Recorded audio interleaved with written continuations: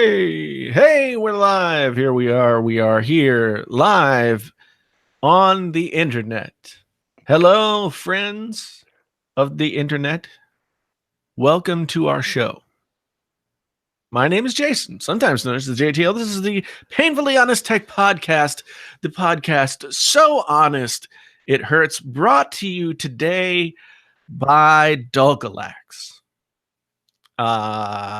Zach, how you doing? What is Dulcolax? What's Dulcolax? You don't know what? It's a laxative. Oh, well, shit.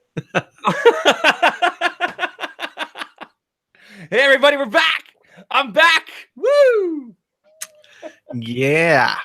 We got some talking that we're gonna do tonight. It's gonna be fun. It is a laxative. Don't ask me why I thought I was thinking of it just now. Is this a joke or are you serious? No, Dulcolax is a laxative. But is this a serious sponsor? No. Okay. So I honestly thought you were serious for a second. No. Let's.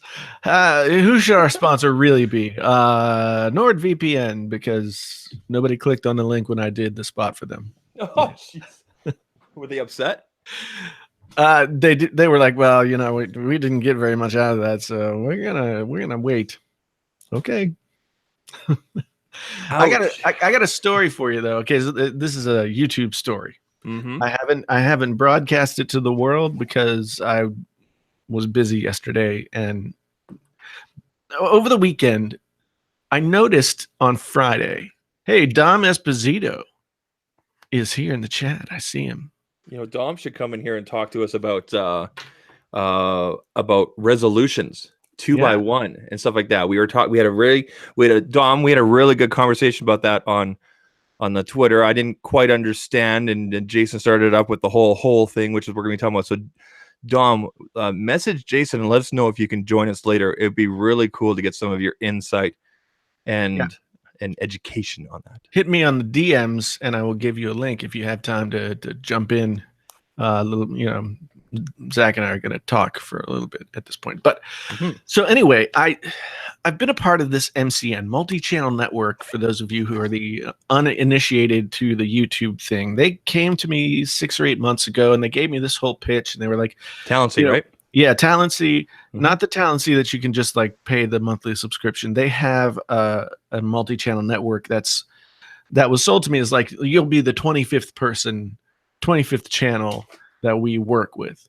Dom, we're going to stream probably for like 2 hours, but first hour is really the podcast stuff. Yeah. So no rush, buddy. So anyway, like they gave me this big pitch. We're going to get you brand deals, blah, blah, blah, blah, blah, all that stuff. Well, on Sunday, I went to check out my email. So they had given me like a Gmail address that was, jason@talency.com or whatever it was. Mm-hmm. And I went to the email address just to see what had come in over the weekend. Nothing. It hadn't updated since Friday. So I was like, what the hell's that? So I looked, and there was a problem, but sometimes the iPhone, sometimes phones, they like get funky and they don't want to, use the password that you gave them. That's still the right password. Yeah. So I went to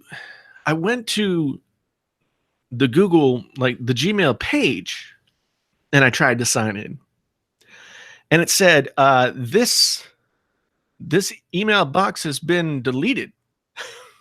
What? Like, so your Talency email was deleted? Yeah, the whole thing was gone. I was like, what?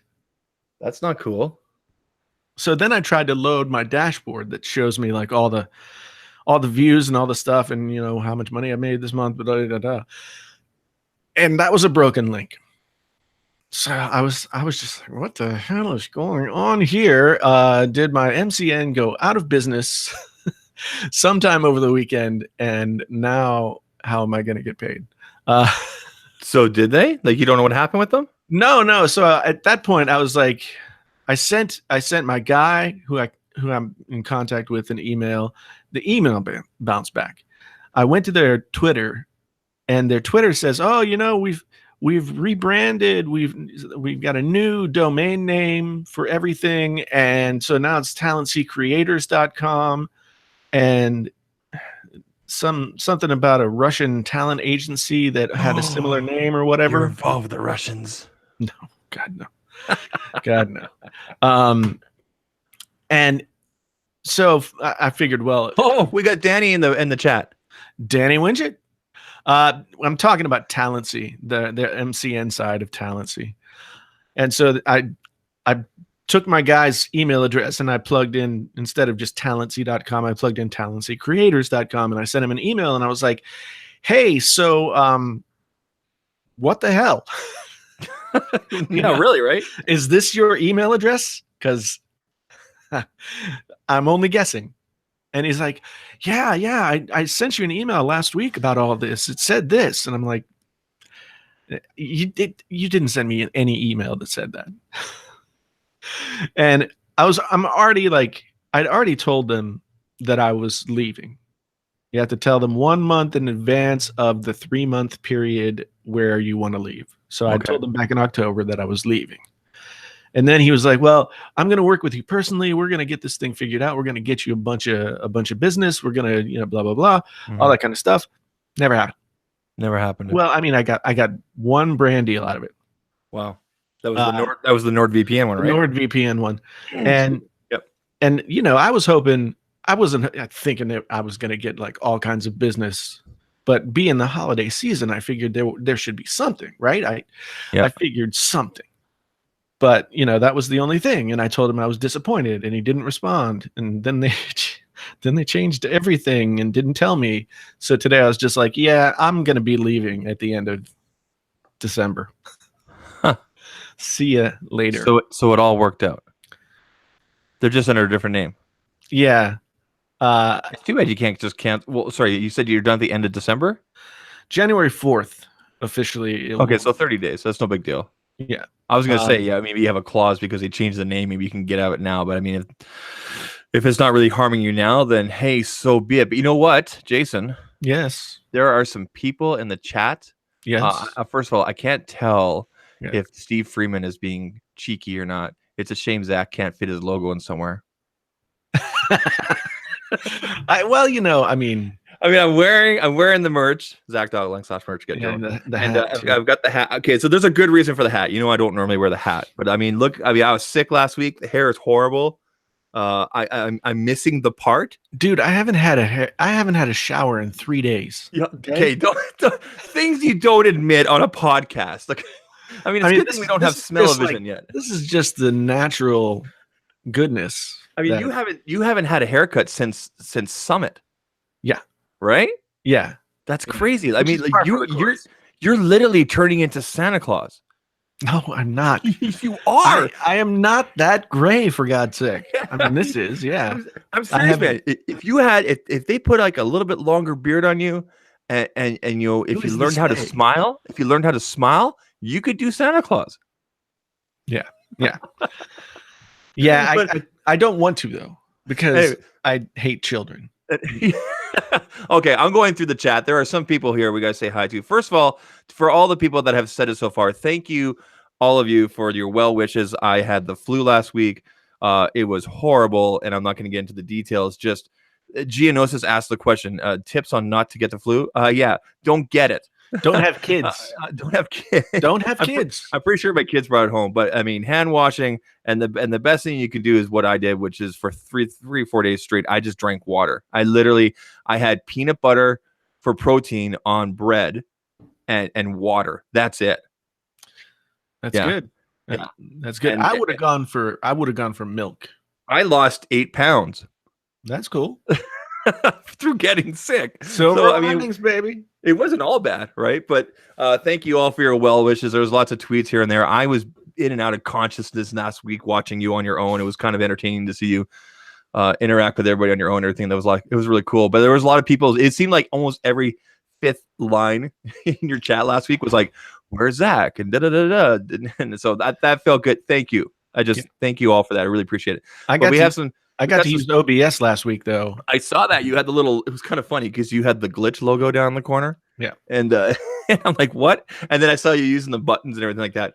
You know what's funny is my Stream Deck is still in the box over here. I've never even opened it since I got it. I've only used mine a little bit. Like I've switched computers so often that I set it up a couple of different times, but of course I always have to set it up again when I switch to another computer. But now that I'm here on the iMac Pro, I don't really have to. Yeah.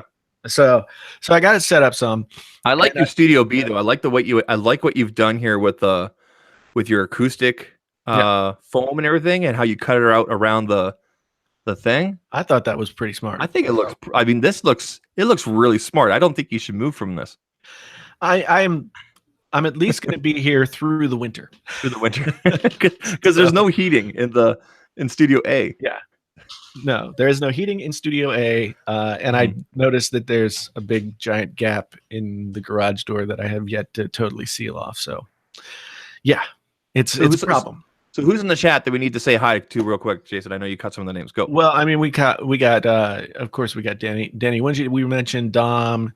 Yep. We got Genosis. We got Nicholas Vonitis. Mark Yates. Mark Yates, Miobi's here, Damian Santos, John Zuck, Lee's Reviews is here, Chancerall is here. I saw Viper and El Jefe Josh reviews Signeri is here. I was supposed to be on Josh's show on Sunday, and the internet scheduled for not... today, and I'm like, no. Yeah, and well, I don't think more than one day ahead. So I saw his tweet, and I had to remind him, we have a show on Tuesday. Yeah, but I just heard from him yesterday, and I guess he's still having internet problems. So we are TBD at this point. Speaking of, and we don't have to make a decision now. Yes, but Christmas Day, the 25th. Now I realize not everybody celebrates Christmas. You do, and I do. I got to stop and say hello to my friend Mike Carberry, Johnson County, Iowa supervisor, good friend of mine in the chat. So you work with this guy? In a fashion. So you owe him money. Okay. I did it one time, but not anymore. I was gonna say, so in a few weeks here is Christmas, and I realize not everybody celebrates Christmas. For something for everybody to think about. Jason and I have not made a decision yet, but we're thinking possibly of still doing the podcast on Christmas Day, like in the evening. And wouldn't it be as long as the usual Christmas? We might just do like an hour thing and like show like what we got for Christmas kind of thing. That'd be kind of fun. I know, like all of you kind of like. I don't think I'm getting anything though. Have we bought enough for ourselves this year? Yeah, the only thing I'm putting on my Christmas list is the new mix, like the box set of the new White Album mixes, and I never got the Sgt. Pepper new mixes. It's going to be all records. I had the PlayStation Classics show up today, and it was ironic that it showed up. It showed up an hour after I finished watching Flossie Carter's review of it. Yeah, and I've watched some other reviews, and I'm thinking people have been somewhat disappointed. It looks very disappointing, but I got it because I specifically was hoping Metal Gear would be on it, and Metal Gear is on it, and I'm probably gonna keep it, but still. Yeah, Danny, when it says this thing sucks. Again, are you? I mean, I've been having some super envy. I've been looking at all these people. They've got their like arcade, their cabinets. You guys can't see it, but mine's still in the box over here, and I'm going to put it together hopefully tonight. Yeah, I got a spot for it. I got a spot right here. It's going to go right there. I can't decide if I would want the Galaga Galaxian one or if I'd want the one with Pac-Man. Can you see where Darth Maul is right now? I just finished putting up Darth Maul while I was sick. I put this poster up, but the spot where this is perfect to put that arcade one. So Darth Maul will be covered up by Street Fighter next week. So it'll look cool in the background here. So Danny says that there's no vibration in the controllers. There's no DualShock. Yeah, there's no vibration. Yeah, and see, that was the one thing about Metal Gear I really remember. Like when you got the, you got the alert, like when someone saw you, and it shook. It would scare me. And to this day, that sound, the Metal Gear, I'm triggered by that sound for sure. Still freaks me out, right? Like when I hear it, it just it still makes me jump. And if it doesn't have that, yeah, I'm still triggered by that noise. Are you? It takes me like sometimes it takes me a second when I hear it I had it set as an alarm one time on one of my old Androids, and I removed it after the first day. I'm like, I can't wake up to that. I cannot wake up from a dead sleep at 8 o'clock in the morning from that. Yeah. Yusef, thank you, man. Glad you're here. Thanks for stopping by. So Christmas, my wife and daughter are going to go to sleep at 8:30, 9 o'clock, because that's just how it rolls. Tech Rant, thank you for the super chat. I haven't done a specific video about how I have all the audio set up in my setup, but I could do it. I can tell you right now that the gear that I have, and it's linked down in the description below, I use a Universal Audio Arrow, which is the Thunderbolt 3. Shit. Did it get you? Did it get you? Did I get you? It did. It did. God damn it. And it used to freak. I mean, when I played that game, anyway, right? Everybody jumped right now. I guarantee you. Yeah. So anyway, I use a Universal Audio Arrow. It's the Thunderbolt 3 version of the Universal Audio, like small form factor interface. And this is just a Shure SM57, $100 worth of goodness. I just got this new boom arm from Blue.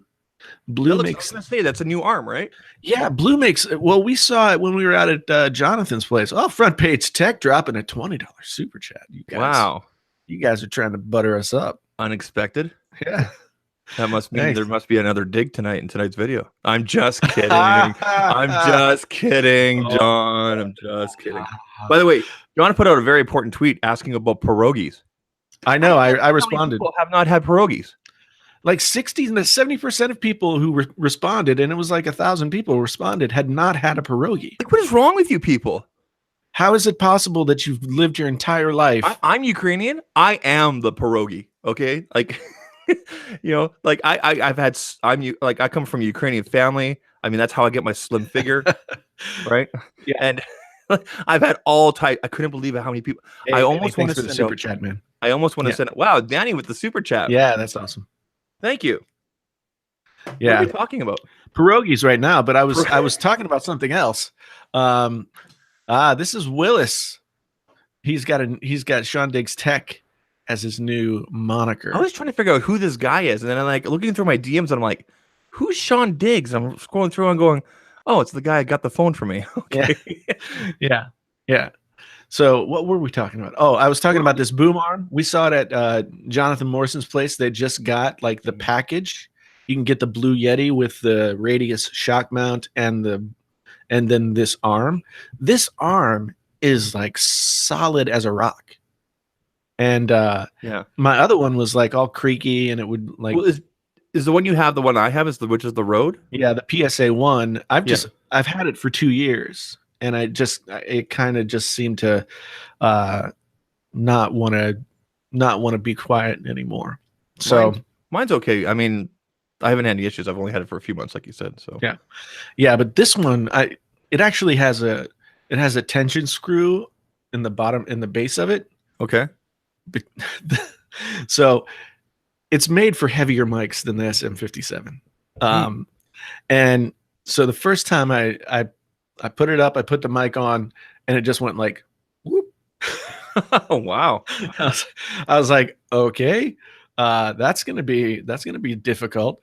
So then I read the instructions. Yeah. And the instructions said that it had this tension screw, and I kept like unscrewing it and then trying it again, and it was still it would just keep going like and want to be at my nose. And I finally just I unscrewed for like 5 minutes. It seemed like I was just like screwing it back counterclockwise, and finally got it to a place where it sits pretty nice. That's awesome, man. If I ever switch microphones, I'll have now to you have the option, right? Now you have yeah. But I love this boom arm. So anyway, long way to answer Tech Rant's question. I will do a video on this if people want it. Let me know in the chat if you wanted me to do a video on my audio setup. But basically, the Universal Audio stuff works like a front end of a studio console. and so I use plugins in front of everything that goes in. So Universal Audio 610B as my preamp and EQ, into an 1176, into an LA2A, and that's my signal chain, and that's how I get this buttery voice. I'm using a what is this? It's a Blue Yeti. Yeah. I'm telling you, man, the Blue Yeti is not a bad microphone. No, it's not. And actually, when I was playing around with the sound last week when I was sick, because like when you're sick, you do all sorts of things, including, check it out. If you guys can you see right there? Okay, remember how I had this space right here? Mm-hmm. Can you guys see it right there? Yeah. I hung up. That is a signed photo of Darth Vader, signed by Dave Prowse, who is the actor inside Darth Vader, and it's also signed by James Earl Jones, who did the voice. Yeah, that's right. Also known as Mustafa. Or is it Mufasa? And Mufasa, yeah. But James Earl Jones is doing voices for the new quote unquote live action. He's the only actor they brought forward from the cartoon. Yeah. Now here's what I want to know. Are they gonna It looks good, man. Are they gonna sing those Elton John songs? It's supposed to be musical and everything. I don't know if they'll have the Elton John songs, but whatever. But anyway, that cost me a lot, and I don't care how much it cost me. I'm not going to talk about it. It was like $500, but that cost me a lot. And when Dave Prowse kicks the bucket, which looks like it'll probably happen next year, it's gonna be worth a lot more. But anyway, it fills the spot quite nice. It does. Danny Widget asks, is he going to see anybody at CES? I know you're going. I'm going, and I'm looking forward to running into Danny and giving him a hug. Maybe after an initial handshake. Yeah, but I will give him a hug. It might be good to go the handshake route first. I'll probably have my Mate 20 Pro with me, Danny. I'm just saying. Yeah. Did you see his review on it? On the camera? I haven't watched it yet. I'm kind of far behind on my. He took a really unique approach. I get him and his family went on a vacation, and it was a cruise kind of thing, and it was basically just him kind of just talking over the photos and the videos and everything like that. It was just a really unique approach, like just a real life experience with the device and everything. Right. I thought it was quite a unique approach and everything. I think I'm going to do something similar for my future, dedicated camera reviews, because I got Lake Louise in my backyard, as you know. Yeah. And the mountains and everything like that. So I've got some beautiful places to go. Plus, it gives me a good excuse to go out there with the family and everything. So yeah. That is a nice spot. I think I saw some of the photos that Danny had taken on the Twitters. They're fantastic, man. I'm absolutely loving this phone. One big thing that happened today with me is the calendar is not syncing properly. Not the in calendar that came with this, but the Google Calendar. Yeah. And I remember I had similar issues with the P20 Pro, and no matter how much I uninstalled and reinstalled and reset and and cleaned out chat, this and everything like that, I continued to have the same issues. So had some syncing issues, and I missed a meeting today because of it. Mm-hmm. It was an online thing, so I was a little bit late. But I've had trouble with that with different devices. I've had trouble with getting things to sync to an iPhone. I've had trouble getting things to sync to I don't know. The onboard calendar that it comes with, like Huawei, is perfectly fine, but I like the Google Calendar just because I'm just used to the Google Calendar. I hate that they put all those little pictures and shit in it. The way it syncs, like for example, like if you make an appointment, you put an address in. You mean, for example? Mm-mm. Yeah, that's just Google pulling an image. Yeah, no, I'm talking about like the little cartoons that they put in. Oh yeah, like for like haircut and shave, whatever. And it puts like a picture of like the Tech Rant's reminding us to stay on. We don't have to because I missed a week, so I don't care how long we go tonight. Check it out, Macho Man, G Fuel limited edition cup. Oh yeah. Yeah. I used to have a kind of a crush on Elizabeth when I was on his wife. Yeah, well, she was his manager. Yeah, she was cute. Yeah, so and a muscular. She had the big hair. Yeah, she looked like she could break you in half. Well, no, when I watched her when I was young, she was like a petite little thing. I think she got I only remember when she was like, you know, building the muscle and everything, right? So yeah, she was a petite little woman, and Huh. that was kind of the joke. Was she was his manager? He was this huge guy, and she was just this very slim lady. So anyway, what are we talking? What was the first topic we were talking? I pulled out something to show you. Oh yeah, check it out. So yeah, I was testing out, like we were talking about microphones. I've got the Focusrite. Yeah. And I'm really enjoying this. I've done some testing, everything like that, along with the Sonel microphone right here. Yep. And the audio is just coming out beautifully. So I think I'm gonna finally record my first couple videos using this thing here this week finally. So you'd be amazed what you can get done when you're sick. Is that a microphone you got in your pocket there, or you just have it? All right. So what's our first topic tonight? Smartphone holes is our first topics. Holes in the screen of the smartphones. Yeah. Yeah.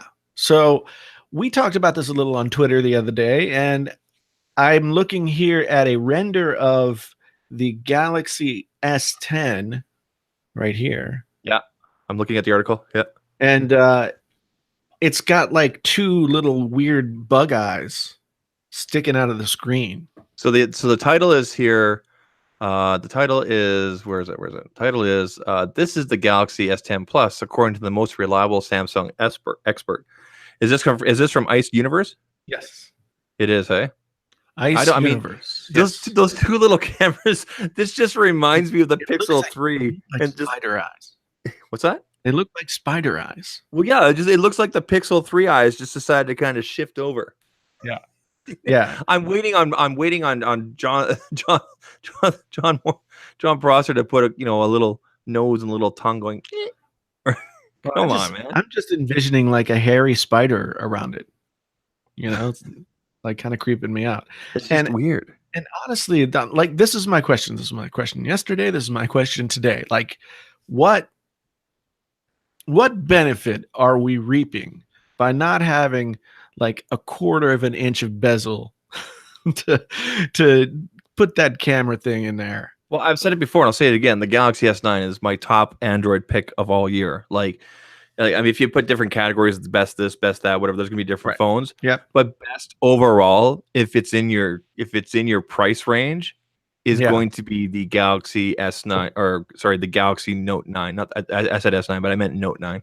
Yeah. The Galaxy Note 9. But even then, the S9 Plus is still a great buy as well. If you like a crappy battery. But yeah. Well, I mean, there's nothing wrong with a little bit of bezel. No, I agree. And this is something that I had a problem with on the Note 8 and a little bit of a problem with on the S9 and S9 Plus, and then also on the Note 9. The way that Samsung does their edges, it rolls off so drastically to such a thin edge that it's almost impossible for me with like, chunky fingers to not have like inadvertent stuff happen. So that's one. You get a lot of false touches, is what you're saying? Yeah. I even have the touch rejection thing turned on. See, I've never had that issue, and like I know that I have chunkier fingers than you. Well, yeah, I'm not saying it doesn't happen. I'm just saying it's never happened for me. It's frustrating, and now we go from like super tiny little edges and we've got no bezel, we got no edge, and here's a bigger question: who is this no bezel community? I'm serious. We've debated this all year, and I think it's going to become even more of a hotter topic going into 2019 about, who's really controlling the market and everything like that. And then, quote unquote, it's the average consumer, not the people that are necessarily watching this, not the people that are necessarily searching for videos, but for the people that are, they're going in after a year and a half, 2 years or 3 years with their phone, and they're getting a new one, or they're going on to Craigslist or whatever it is, and they're looking for phones, or they're trying to get their phones repaired. You know what I mean? Yeah. Right. So do any of these quote unquote average consumers really walk into a store and go, you know what? There's too much bezel on there. I don't think I'm going to get a phone today. Are you kidding me? No. No, I don't think so. I mean, the no bezel thing is in its genesis strictly about manufacturers pushing how much screen they can get onto the surface. Mm-hmm. You know, the screen to body ratio. Yep. That's what drives it, and then people get into it. And TechRant said MKBHD is the leader of no bezels. Yeah. And he has been a pretty vocal proponent of no bezels. I think it doesn't make any difference whatsoever. No, I mean, it looks nice. I'm gonna say that it looks nice. I mean, there's a little bit. Look at my Mate 20 Pro. There's a tiny bit down here. Yeah. And there's actually quite a bit up here, but that's only because I have the notch hidden. Yeah. Okay. And I've got no issues with that. By the way, Huawei does the notch properly when you're expanding video. They don't allow their notch to take over the video. The video actually stops at the edge of the notch, like where it starts. Okay. I'm actually going to do a dedicated video on that. But anyway, like I mean, for example, like so if I'm holding the phone like this, or with one hand down here like this, I don't know. Like for me, I like some definition. I don't think there's any issue. Yeah. With a little bit of bezel top and bottom. Yeah, I mean, I think the Note 9, like I wouldn't look at that phone and be like, oh damn, those are like unibrow size bezels on the top and bottom. It's it's very, as long as it's uniform on both on top and bottom, then I don't think it really matters. Now, people complain about the 10s Max having more bezel than the 10 or the 10s and all that kind of stuff. I can't say in the month plus that I've used this phone, that's the 10R, that I've ever looked at it and been like, yeah, that bezel's just too fat for me. Yeah, I mean, here's my 10R as well. I mean, granted, I have it in a case. Most people will have their phones in a case, and yes, it's LCD and everything like that. But even then, with this quote unquote thick bezels all the way around, it's still beautiful. It looks great, and I have an email. So, I see that Emily is trying to comment. That's my daughter.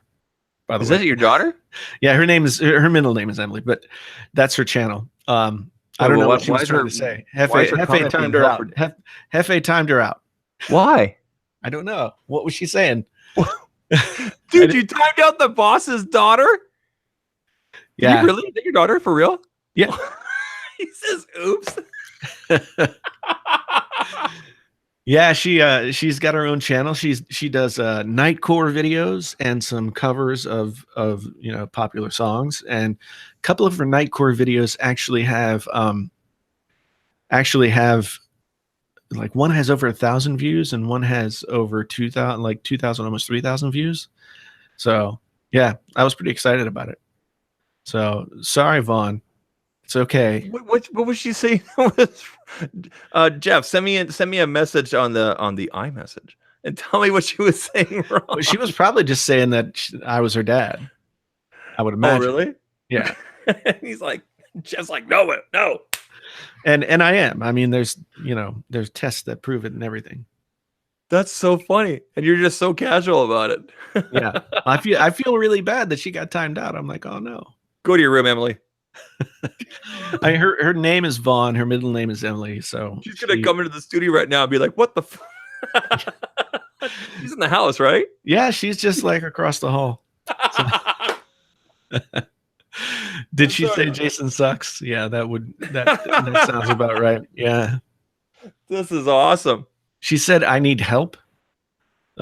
I can't help you in the middle of. I'm in the middle of a podcast here. I can't help you in the middle of a podcast.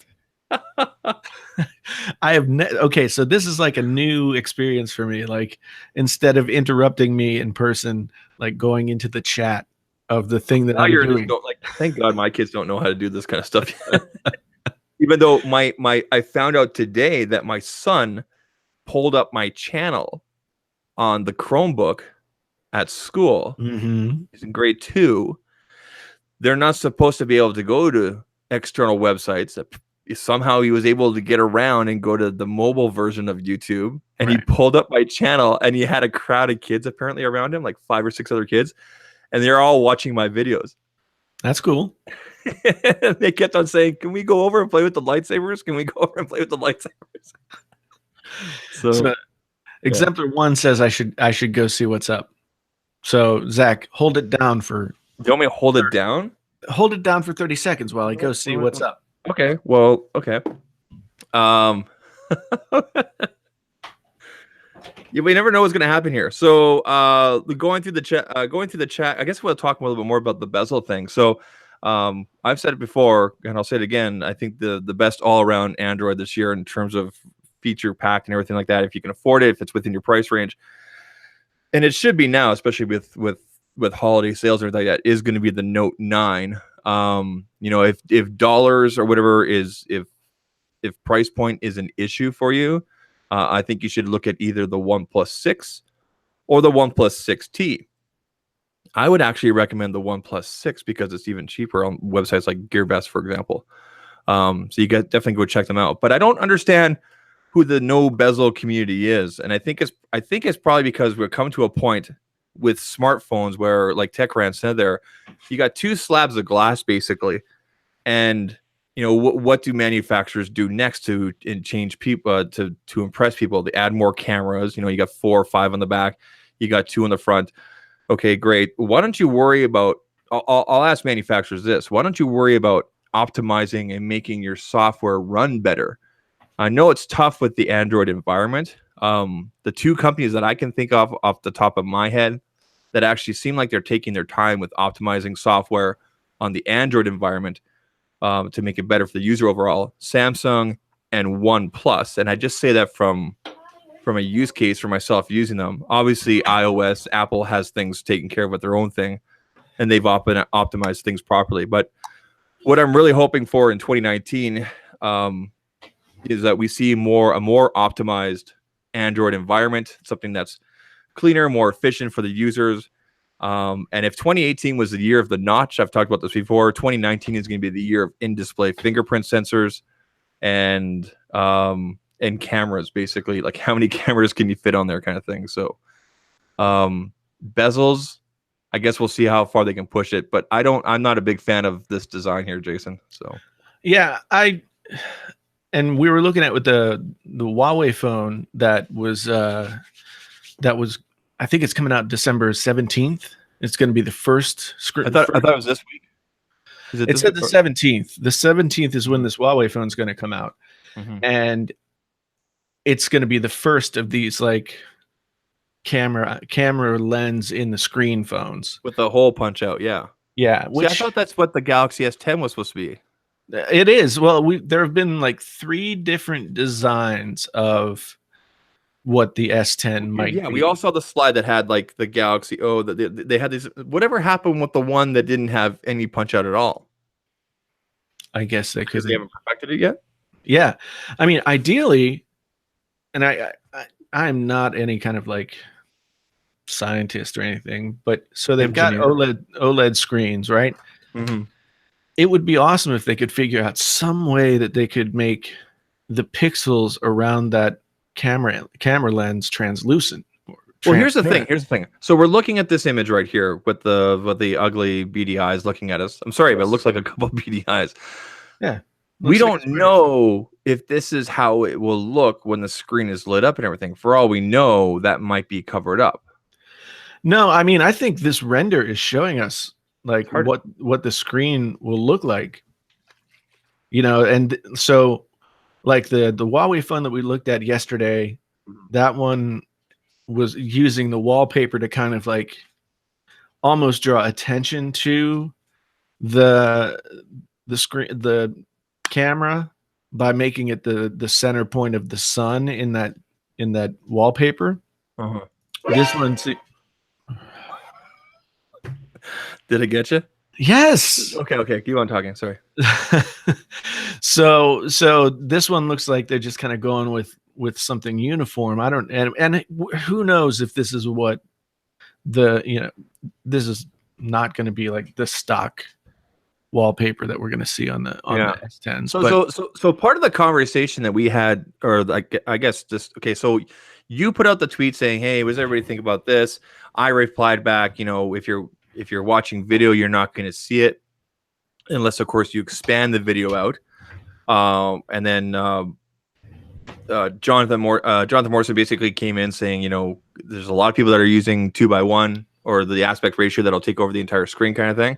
Right. He linked a whole bunch of people, including Danny, Dom, and everything like that. Which, I mean, I knew about these creators using it and everything like that. But then I dove into that rabbit hole a little bit deeper, and started, because you can't, with the YouTube app, unfortunately, you can't. I mean, you can search for like 4K, you can search for HDR, but you can't search for like 2:1 or right 3840 by, I think it's 1920 aspect ratio. If it's 22 something. Yeah. So anyway, so you can't search for. Anyway, I found a whole double 1080.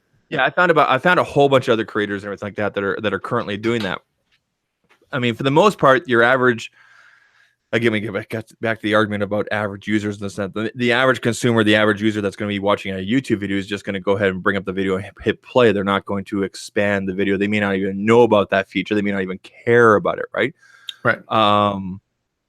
So in that case, based on where these two holes are on this image here and the single notch punch out that you showed yesterday, right, won't interfere with video because of where it is in terms of layout, right? Because think about where these two cameras are on this image here, that's where you're normally where the bezel would be, right? Yeah, I guess. I mean, like this render of the S10 looks like it's taking up a little bit more space than what the bezel of the Note 9 would be. Mm-hmm. And I don't know. This just doesn't seem like a good enough solution to actually do it. I'm not, and TALNK. I don't. I'm sorry. I don't. He was part of. Yeah, he was part of the. He was a big part of the conversation there yesterday. I'm not denying that 2:1 is not adopted. I don't think he's denying that either. I just don't think it's as widely adopted yet. I guess is quote unquote the norm. I guess if you will, right? I think the point that. I think it was Jonathan that brought up like the fact that a lot of cinema stuff is done. That was Jackson that brought that up. Okay. And so it's something that is used in certain use cases, but I think the average person putting up videos on YouTube is like, I'd be hard pressed to really tell you what the difference between what I'm shooting and putting out is, in terms of what that versus what 2:1 would be. Because I'm an idiot. So Dom here says that 2:1 has been used massively since 1940. So that's a lot. I mean, what is John Prosser? John Prosser just sent me today's thumbnail. He hasn't done this. He hasn't sent me this in a long time. Wow. Okay, cool. Cool. Sorry, I was trying to figure out what the sound was. I'm like, what is that? I gotta mute this. Okay, sorry about that. That's right. So sorry. Continue on what you were saying there. I was just saying that, like, knowing what aspect ratio and like having the fortitude to want to try and figure out how to change it for me, like I don't know how I would do that. It's beyond my photography skills. Well, okay, so you use Final Cut Pro, right? Yeah. When you go and start a new project or a new event or what do you want to call it? Yep. And you tell it, you want to do 30 frames per second, 4K, whatever, then that's the place right there where you would tell it to do 2:1 or whatever it is, right? So usually what I do, what I usually do is I shoot in 1080/60. I drag that down into the timeline, and it automatically populates all that stuff as what I've done before. Yeah. So it's Dom says it's probably been in a lot of things and you haven't noticed it because it wasn't part of the conversation. Yeah, that's probably true. Well, it wasn't. 2:1 ratio. Oh yeah, I'm betting that there's a lot of videos I've watched that I didn't know, but of course, yeah. Yeah. I don't know. Like I said it yesterday in the tweet. I said I learned just a lot just from that Twitter thread alone, going through the responses after. Yeah. I thought I had this whole resolution thing figured out, but obviously I don't. I just turn on the video cameraman and I make noises. I'm still learning a lot, and I'll admit that. I mean, you know what? And it's fun to learn. So yeah. I mean, for me, the only thing that I worry about with this is that if somebody does expand out, somebody does expand the video and it loses like the edges, sure. But if they want to see full screen videos, then they're gonna have a hole. Yeah. Right? Yeah, you're absolutely right. Absolutely right. And that just doesn't seem to me like a really great solution. Yeah. All your Jonathan Morrison videos are all gonna have a hole in the corner. Right? Can't have that. Yeah, it's like, and it also looks like it could be dangerously like close to the place where you hit the play button.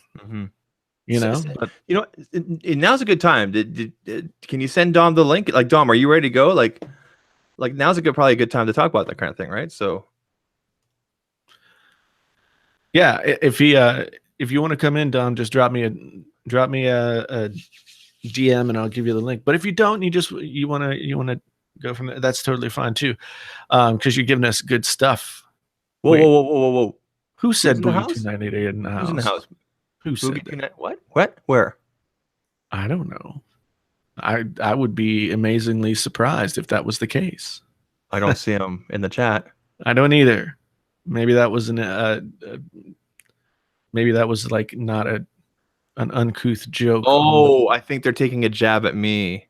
Yeah. Oh, that's funny. Cool. That's not cool at all. That's funny. Well, no, actually, I'm honored. I like Boogie. I think Boogie's awesome. So do I. But he got every single one of those arcade 1-up games. He brought out a video today. He's got all of them, like all 5 or 6 or something. That's cool. And Travis and I each have one. Mine's not even put together yet. You got to start somewhere. I got to start somewhere. But you know what? Stop it. I'm sorry. I think I might set that as my alarm again. No, don't do it. No? I mean, because you're just going to trigger yourself. Like I would start every day, like sort of like twitching. Like I said, I woke up for a couple of days with that going off, and yeah, it was not fun. So next topic. Let's look at your Flipboard here. Okay. You were telling me about this. Can this little app make your headphones sound perfect? Oh yeah. Let's talk about that. So there's a company called SonarWorks. And they've been around for a little while with like plugins or I think there are plugins that you can use in your digital audio workstation, but also like an app that you can use on the computer that will tune your headphones anyway, like to sound the way that you want them to. So like the copy here says that tune your music to play perfectly through specific headphone models, right? So that then if you have AirPods, you tell them you're using AirPods and it'll tune it so that the AirPods sound like, like a $1,000 pair of headphones. Really? Yeah. And it's pretty cool. Like the reason is it through programming or what is it? I really don't know. So the desktop thing costs $80, and I think you can just go ahead and say, I want these to sound like, like these 7506s or Sennheiser HD600s or whatever. Okay. Yeah, Hefe, drop me. We'll have to talk offline. I can send you those headphones to check out if you want. They're pretty good. The K7XX. Yeah. Send Mass drop an email today, see if I can get any more headphones. But the thing that's cool about this and there are a couple of different companies that are doing this. They're using software. Even Samsung on their phones does this. Uses software to test, both your ears and the curves, et cetera, to make the sound signature the best possible sound signature for your ears. Like, I know that my left ear doesn't hear as well as my right ear. Okay. And so when I do that Samsung thing, it goes through all of its little beeps and boops and that stuff, and it always like raises everything on the left side, and the right side is like, it has to fill in for more on the left side than it does on the right. Okay. And so this is just like a more intense version of that. Yeah. Okay. And I've looked at it. I've looked at the software for the desktop a couple of different times, and I've thought, like, yeah, I want that. I mean, that's pretty cool. I mean, one thing I just noticed the other day going through my Mate 20 Pro here is, and I didn't know about this until, like I said, until I started going through things. It has the Dolby Atmos. Yeah. And I'm still confused. Like, Carlos Finch, thank you. Can you do a cover of Here Comes Santa Claus? Is this another like old guy beard joke? If it is, that's fine. But that wouldn't be the first Christmas song that I would choose. But I could do that. So here's an idea that I have. Actually, one of the guys who books one of the local clubs in town came up with this idea. He was like, you should do like a live YouTube thing. Do it live from the club, and let everybody in the club is going to see how you do it, and then broadcast it out. Uh-huh. And I've been trying to think of a way that I would do like Painfully Honest Tech thing, right? Like live? Yeah. And I could do it, but it would be kind of weird. But then I thought, well, since I got this music channel going, and I've started a Twitch channel that I'm going to stream on, I could just broadcast from the club with the full band doing a whole show on Twitch. I'm sorry, but do you see the second last comment from Patterson? He says that you were great on Miracle on 34th Street. Thank you, sir. Septian, not necessary at all. But okay, some people like. So Josh Signeri, he was like, "Oh, you got to keep the beard.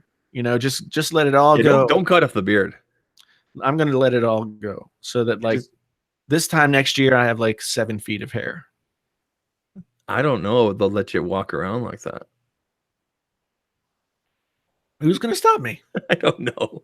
Hey, we got a super chat. Who we get a super chat from? That was from Carlos Finch asking about Here Comes Santa Claus, and I answered his question. Oh, that's right. Okay. I would do the Elvis version of Here Comes Santa Claus. Okay. To do that cover. So I just got permission to show something. Okay. I just got permission to show this because you remember how I said that it looks like a couple of beady little eyes, staring at us. Yes. With the apparent render, right? Do you see it there? John took he put it on today's FPT. I think it looks great. I think it looks great right there. So today's FPT. See, if I had any artistic talent, I would make one that looked like a spider. When I first saw the image, I saw the image earlier this afternoon. That's the first thing I thought when I looked at it. I went, that thing's staring into my soul, and John's gonna put eyes on it. I just knew it. And there you go. So yeah. Anyway, that's good. But yeah, so I've been thinking about that.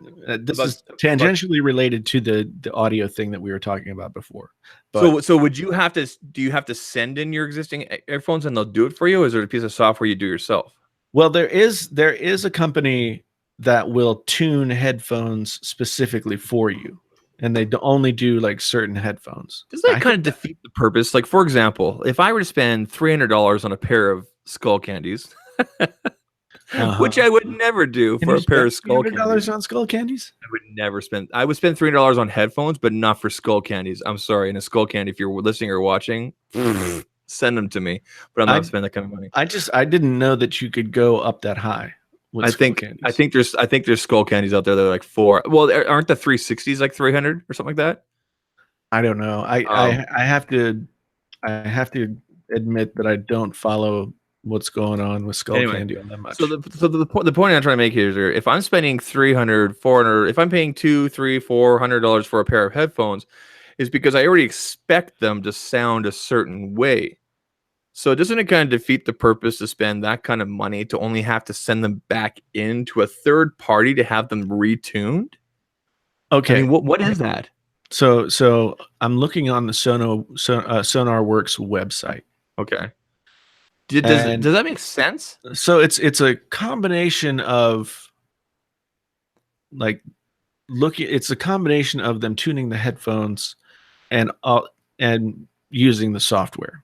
Okay. So they also have a studio version. So you can get the reference. This is for music creators. So this is for studio use. The headphone edition, best suited for sound creation on headphones, is 99 euros. The studio edition that works on headphones and on speakers, then that's 299 euros. And the full package studio and pre-calibrated Sennheiser HD 650s is 700 euros. So you get a plug-in for headphones and speakers. You get system-wide app for headphones and speakers. You get measurement software for the speakers, and you get a pre-calibrated HD 600, HD 650. Huh. And I mean, know, man. I am a huge geek and would love. I mean, 700 euros is what, like $1,000? Yeah. So like that's. I don't know, man. You already spend so much for headphones because you expect them to be a certain quality, to sound a certain way, and then just to turn around and turn them in. I mean, obviously, it's not this kind of service is not meant for everybody. It's obviously it's Right. like people that last week they were complaining about Marquez selling earpods that are matte black, made by a company that Colorware. I think it's called Colorware, where they color them or whatever. And it's like nobody's forcing you to buy these. It's right. Like nobody's forcing you to buy Zach Talks Tech gear, although you should. Zach.link/merch. And or Painfully Honest Tech gear, which, by the way, how come you don't have a hoodie? I don't know, man, because I'm only one person. Like, it's hoodie season, man. I know, and I only wear hoodies, and I don't have one. If somebody wants to design me a hoodie design, I will put it on the store. I bought Viper's t-shirt, and I bought his hoodie in white. I'll tell you this thing. There are three really good things and three really bad things about buying a white hoodie. Number one, for good, it's white. It's white and it looks clean, it looks nice, everything. And the bad thing is it's white and it looks always dirty. And number two, they're really soft. I don't know. There's something about the white fibers. They're really soft. Yeah. On the flip side, it attracts cats. I don't know why. My cat was all over me today. He's like, "You got a white hoodie on." I'm gonna sit right there on your chest. Okay, whatever. Yeah, I'm just saying. I don't know. Get on the white hoodie. I don't wear anything white. I don't own anything white. I know you're forever in death. I know. I wear black only. I know. I just passed. Stop it. I just passed the 2-year anniversary of wearing only black. So you actually mark it with an anniversary? Well, I know what day I decided to do it. So it was November 16th of 2000. Did something happen? Yes, it did.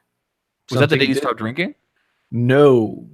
That would have been the day that I would have thought the most about restarting drinking. Okay. Well, do you mind sharing with us what happened that day? Can't remember if you've ever told me this story. Well, there was a big event that occurred. And Sean Diggs Tech has bing, bing, bing, bing, bing. Yeah. So our illustrious 45th president was elected Okay. on that day, I and get it. so I already wore mostly black, and I was doing a minimalist thing where I got rid of everything but like black. And so now I have only black t-shirts, I have only black hoodies, I have a couple of pairs of different colored pairs of jeans, but 3 Uh-huh. black pairs of jeans. Uh-huh. Um, and I wanted to do that. Einstein had 5 of the same suit, so he didn't have to think about what he was going to wear on a given day. Okay. And so that's kind of the same thing that I was doing, because I was getting like I get anxiety from the small things. Um, Like alarm sounds? well, that, yeah, but like choosing your clothes, Mm-hmm. I just didn't want to deal with it anymore. So, and then So the election happened, and it really caused me like psychic and emotional pain. okay, so you know what? You know how earlier I asked about possibly you and I doing a show on Christmas Day? Yeah.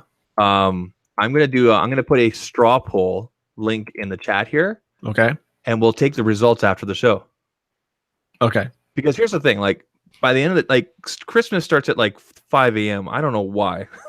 The kids are like, Because you have small children. I know, and so I'm the worst when it comes to Christmas. I'm always hinting to people and like, let's open a gift early and everything. And I always, Oh my God. I always get my hand slapped. Like, don't. I've never done there's a lot of families that do like open one gift early. I've never done that. I've always come close. But anyway, I love giving gifts and everything like that. Anybody that knows me from the community, you guys know that, and everything like that. Anything to help out people. But anyway, so I personally love Christmas because as I love giving things. I don't care about getting things. I people ask me, what do you want for Christmas? And I'm like, I could use some white socks. But after hearing about what Peter McKinnon thinks about white socks, I've changed that now to black socks. Okay. What's Peter McKinnon's? Whatever he told us at Vid Summit, you go, I don't trust people with white socks. Oh yeah, that's right. During his keynote, you and I, yeah, I don't think we were sitting next to each other, but I remember looking over at Jason because I was wearing my white socks. And I went, or I was sitting next to Jeff, and I pulled up my pant a little bit to show my white socks, and he had a good laugh. But anyway, so yeah, Christmas starts at, like I said, 5 a.m. and it goes all day, and then we sit down. By the time that we're done and the family is all gone, there's not gonna be a lot of family here this year. I think I'll be ready just to recluse into this room, into my studio. So I'm gonna put a straw poll up here in the chat here in just a second, and everybody, you can either vote yes or no. Should there be a Painfully Honest Tech podcast on Christmas Day? I mean, we're gonna do whatever we want, but but feedback from the audience is always welcome. Right. Yeah. So I don't know. I've got this page up for SonarWorks now. Their sort of consumer side is called SonarWorks TrueFi, and it's sort of the same thing, only for the average Joe. So you're not trying to get like clinical sound for mixing and recording. You get something a little bit more smiley faced, probably. Mm-hmm. So how much does this cost? Okay, it's got a free 10-day trial. It's just the mobile app. You can download the free trial, and then mobile app coming in early 2019. Hey, we got Dom Esposito in the house. How's it going, man? Can you hear me? Yep.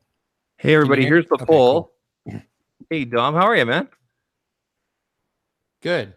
I appreciate you being here. Hey, everybody, here's the poll. Go vote on that, and we'll take the results at the end of the show. Yeah. Because I'll be sitting around. I guess I could be playing video games or something, but we'll take the results at the end of the show. Yeah. So Dom, what's up? You got to explain to us this 2-to-1 versus other stuff thing, or at least to me a little bit more, so I understand. Like, I mean, it's really just a preference, to be honest. Like, it's not like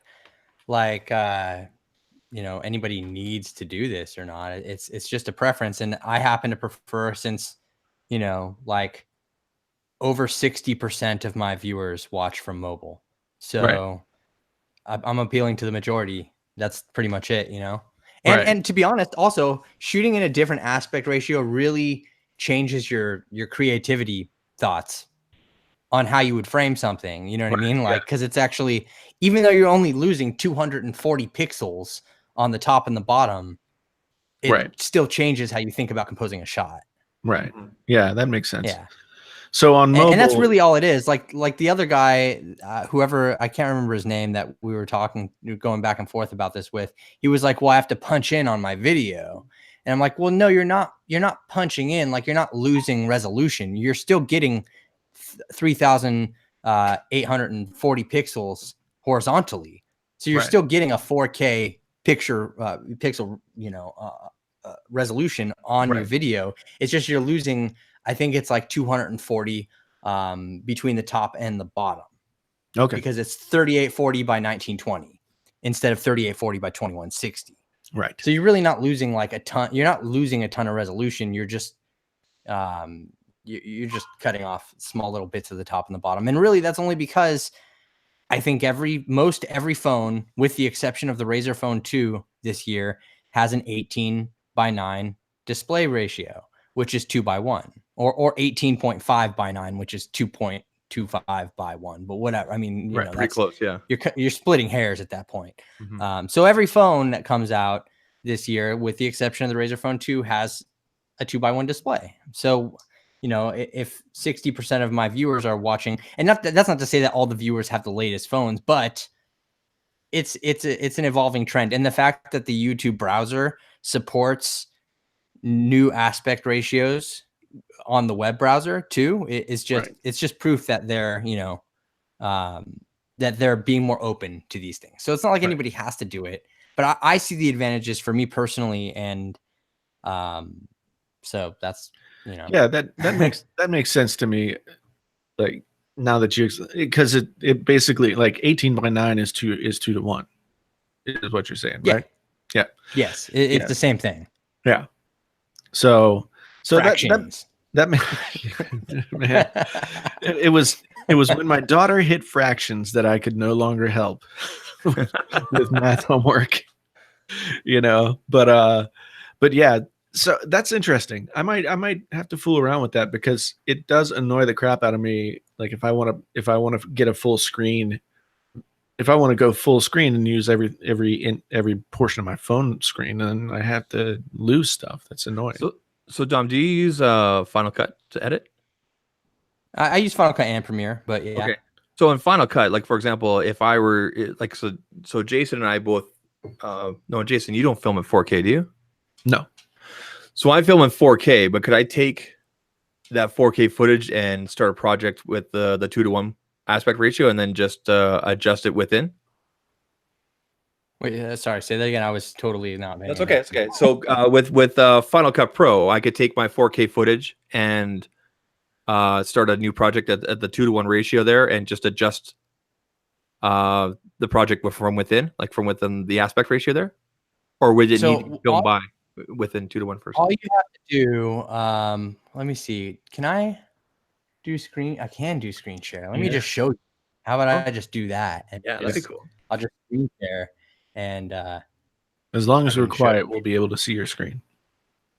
As long as you're talking. Well, yeah. So don't talk. So don't do that then. No, I'm just kidding. Okay, cool. Can you see my screen? Yes. Okay, so in here, this is like a video that's loading up, which is perfect because this was a 16:9 video, and I think I'm missing some B-roll, but I'm just going to take the A-roll and I'm going to convert it to 18:9 or 2:1. All right, so let me close all these update things later. I hate that the App Store like forces you to, or Apple's notifications force you to click on them to get them to go away, but I'm not going to do that right now. Okay, so let's go find the main project, right? This video was originally shot in 16:9. I did this, I don't know, like 5-6 months ago. So this is how, when you create a new project, this is the little thing that comes up. I'm sure this is what I was talking about right here. Yes. Right. Yeah. Okay, so you want to go to 2:1. You have to click under the video section, click on 4K or whatever you had it set to, and go to custom, right? And then you're going to change this custom value to 3840 by 1920, right? And then you click OK. And so immediately that switches my video, and you'll be able to hold on. Immediately that switches my project to where I have these little letter boxes on the side, right? You see that? I was gonna say, yeah. Okay. Yeah. So what you do is under in the clip thing. I'm literally taking notes as you do this, Dom. I love this kind of stuff, man. So underneath like the actual video settings here on the right-hand side,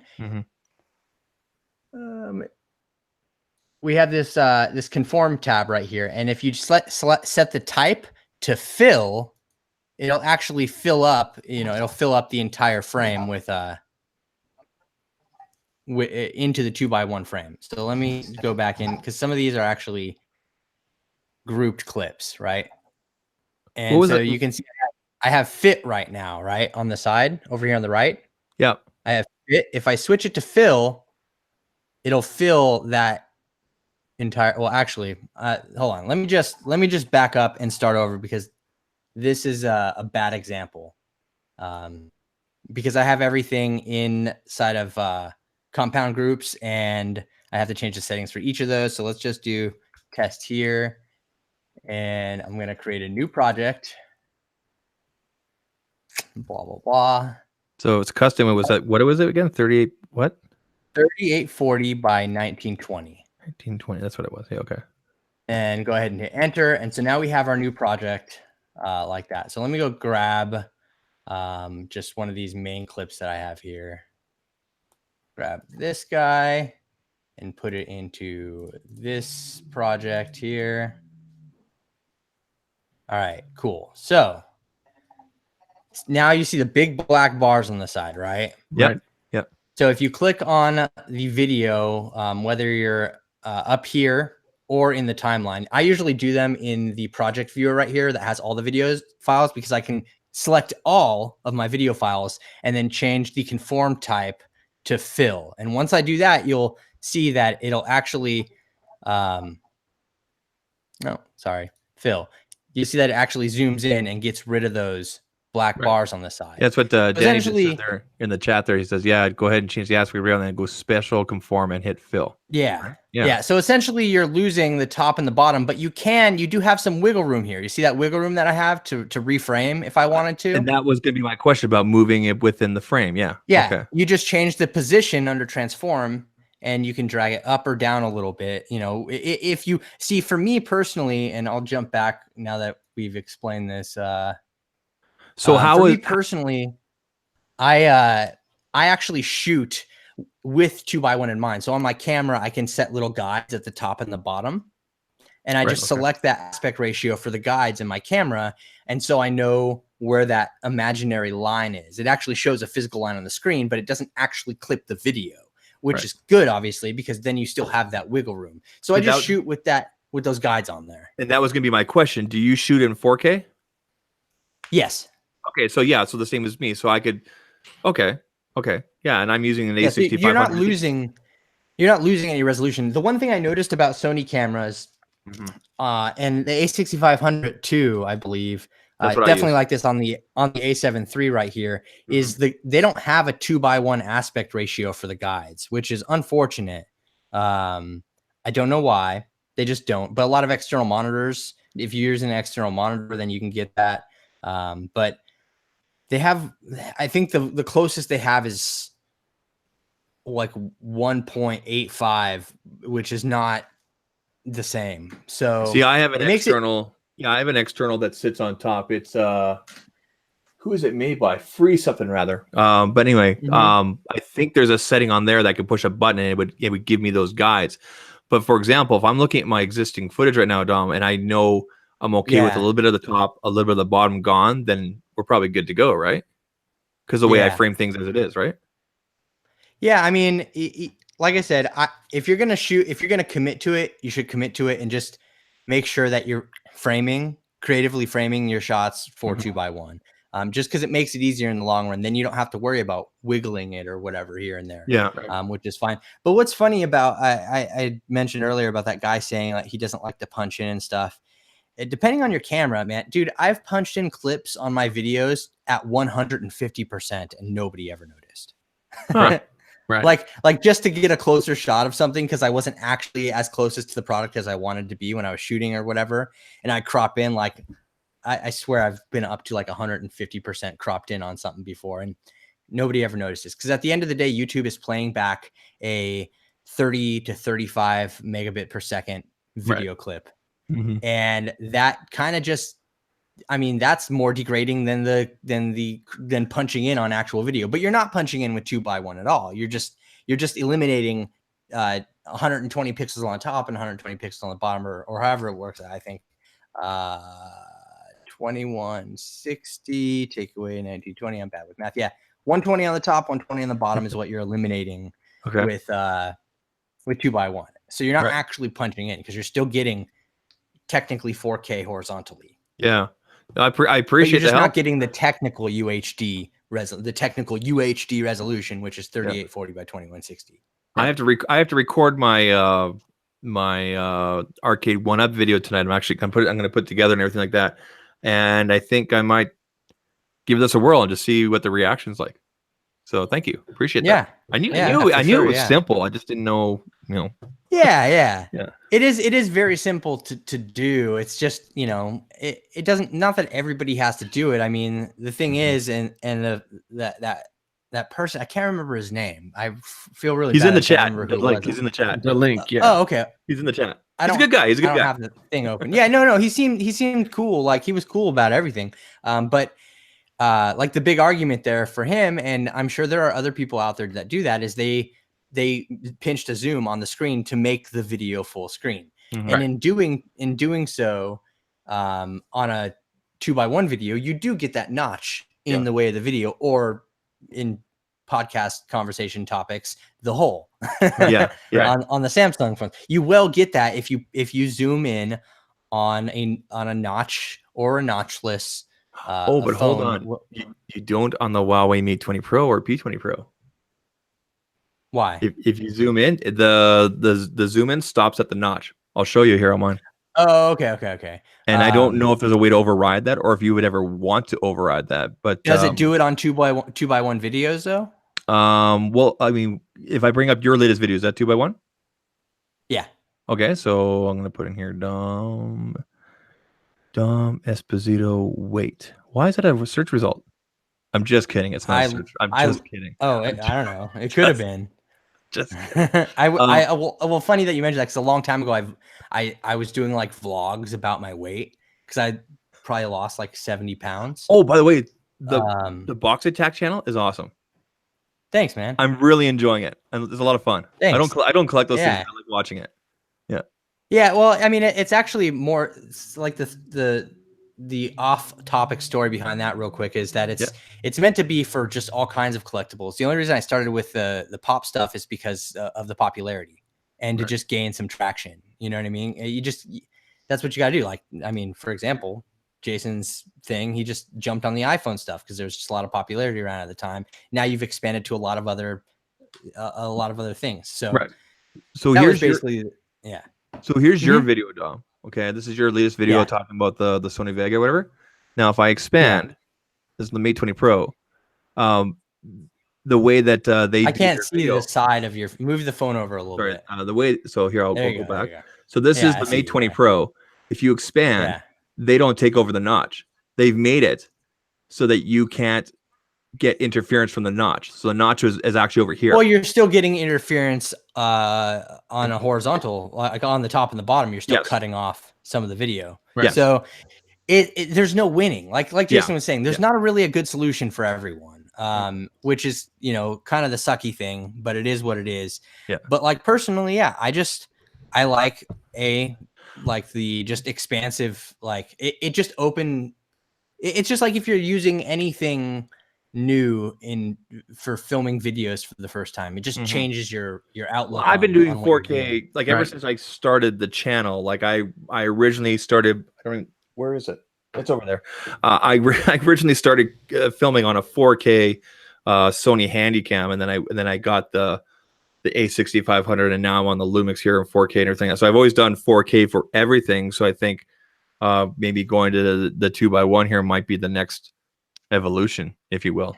So, but like you said, I got to commit to it, right? I think that you do, and you know, I don't know like if it's true at all, but I know it has been true in the past to where I don't have any information to back this up, so nobody jump down my throat.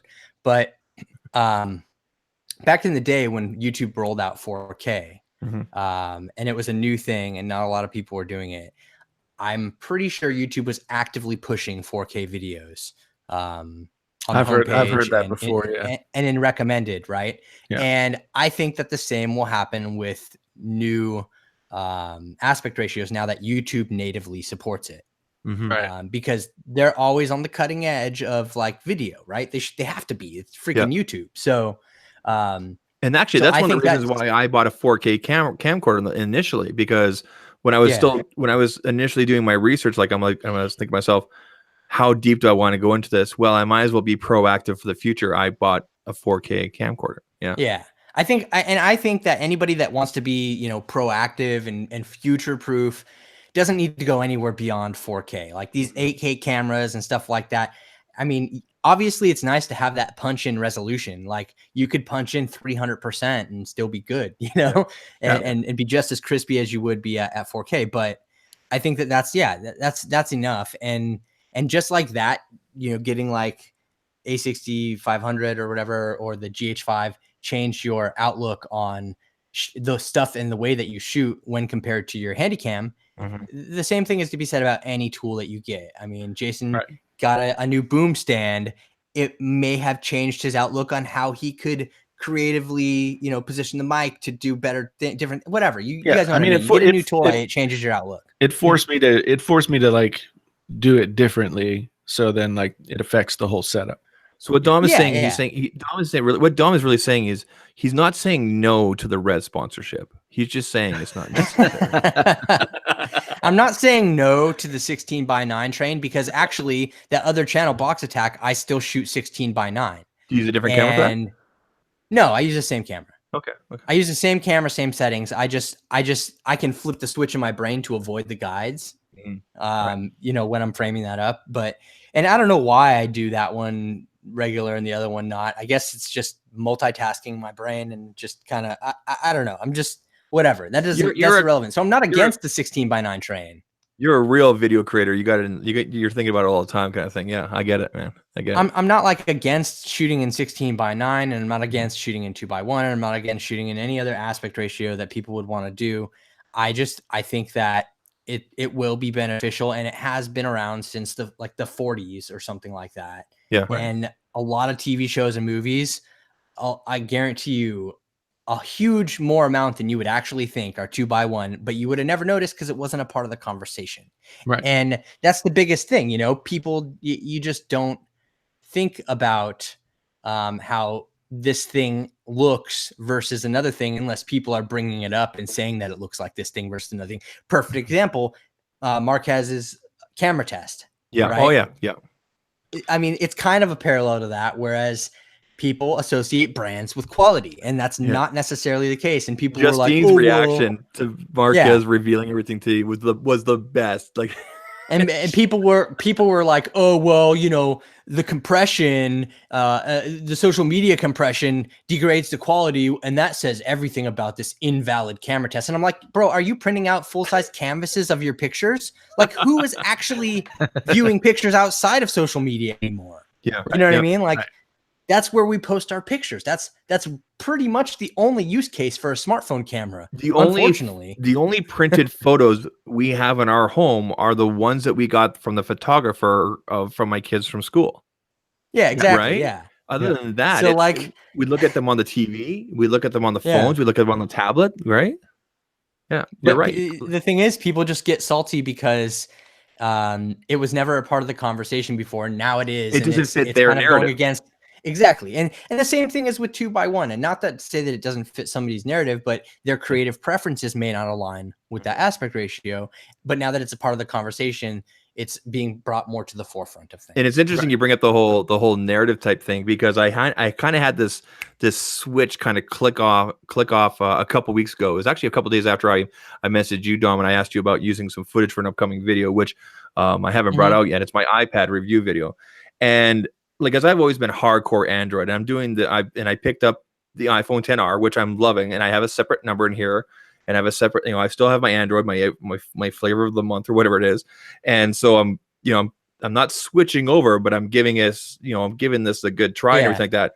And then on top of that, I got the iPad, and during the process of learning how to use LumaFusion and being creative on there, and finally realizing how awesome AirDrop is, for example, I had a little switch go click and go, I don't care about the brand anymore. I care about the creative use. And does it allow me to convey my story or my statement better, or like what I'm trying to tell in the video? Do you know what I mean? Like, I finally kind of get it, right? Mm-hmm.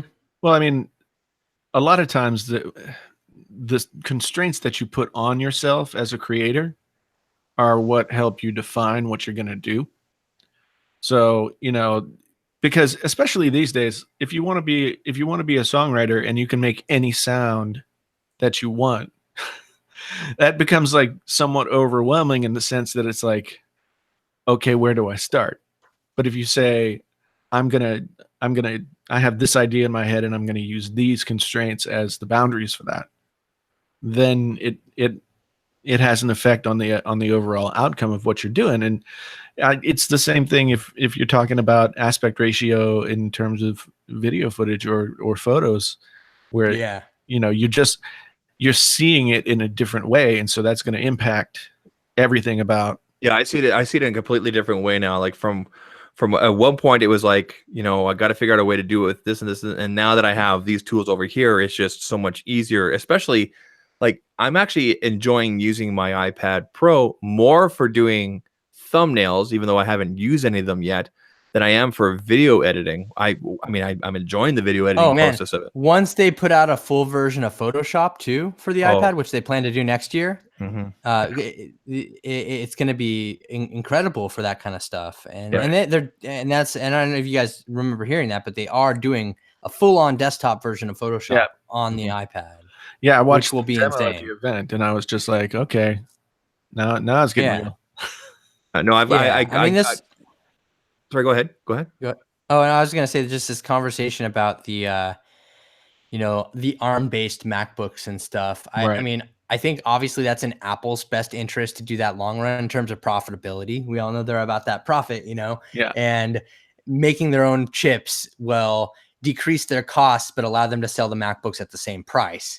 Right. And so obviously that's probably their end game at some point with some Mac product. I don't think they'll completely forever move away from Intel in all capacities, but there will definitely be a product that has an ARM chip in it. And on that note, I was thinking the other day, like, it would be so amazing to have a touchscreen MacBook, right? Obviously. I think it would be amazing to have a convertible MacBook that was a touchscreen that, you could fold the keyboard back to the back. But what's funny that I think about that is like, I feel like it's so Apple of them to make like something like that with a touch sensitive screen, but it only works with the Apple Pencil. Yeah. I could see that for sure. Yeah. Like they put this 120 hertz touch sensitive layer on the MacBook, and it's only compatible with the Apple Pencil. But even at that, dude, I would be super happy, because you know how much time I spend just tracing crap inside of Photoshop to cut out an object or something to put a glow around it or whatever like that. Like, having an Apple Pencil for that kind of precision instead of a mouse or a trackpad would be incredible. I downloaded I think 1 or 2 different apps just to mess around with some thumbnails. I sent a couple to Jason just to say, like, I did this in literally 5 minutes. I'm actually very happy with the look of it. Can you imagine if I added, my border on there and this and that? And he said, looks great. I sent it over to Roberto Blake. He gave me some feedback. It's great. And then I also I think it was Greg here. He's in the chat here. Greg's Gadget. He actually said, grab Affinity, and I did. And oh my god, like I said, like last week when I was sick, I got so much done, including how I might do thumbnails going forward. And here I am supposed to be like testing out and doing my whole review about using it for video, but I'm enjoying it more for the thumbnail aspect of anything else. Right. So right. Yeah. There's just something about having that pencil. It's just, I don't know how to explain it. Yeah. No, it's good, man. I killed my pencil. I put it through the washer and dryer. Through the wash. I remember you talking. Oh, what? Is I that a pencil in your pocket, or? I can still attach it to the iPad, and it will recognize that it's an Apple Pencil, but it won't like connect. It won't like. I told it to forget the pencil, thinking that maybe I could get it to reconnect, but it won't do it. Is it second gen or the first gen? It's the second gen because I got the new iPad, so I had to get the new pencil. Jason's the first person to put an Apple Pencil through the wash. I'm gonna do a video about it here in sometime. Did you get Apple Care on your iPad? No, I always think like, okay, I should do it, but I know I have a year. Well, you don't have a year anymore. Is it just 30 days now? Well, you have a year of manufacturer defect support, right? Right. Warranty support. But in order to buy the warranty, you have 60 days. Okay. Yeah. From time of purchase to purchase the additional warranty. Right. Yeah. Yeah. I kind of did that thing where like a few times I bought Apple Care and never had any problems. Right. It's like, and I'm like, okay, I never had any problems like from day one to whenever I got rid of the device.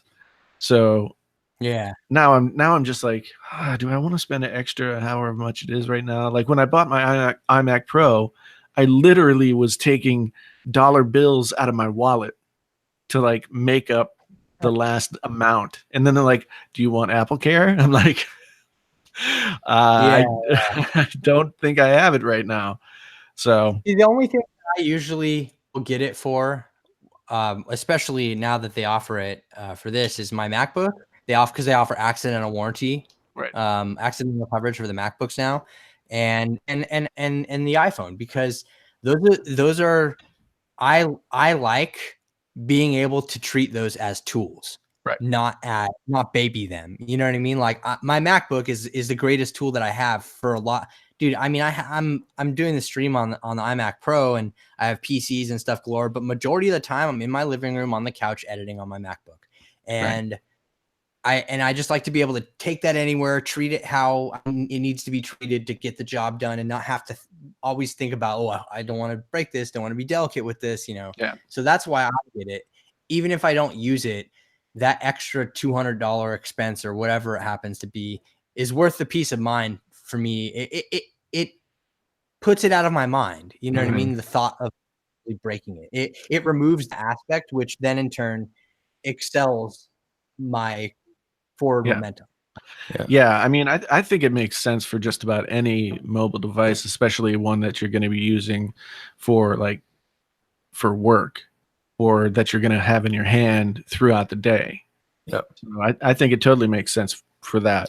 Like, I don't know how much the iPad or the iMac Pro, I know that they didn't make it so expensive based on the price. I think you could still get it for a reasonable amount of dollars. But, something's going to have to go seriously wrong for me to knock wood. Yeah. For me to mess this thing up, physically at least.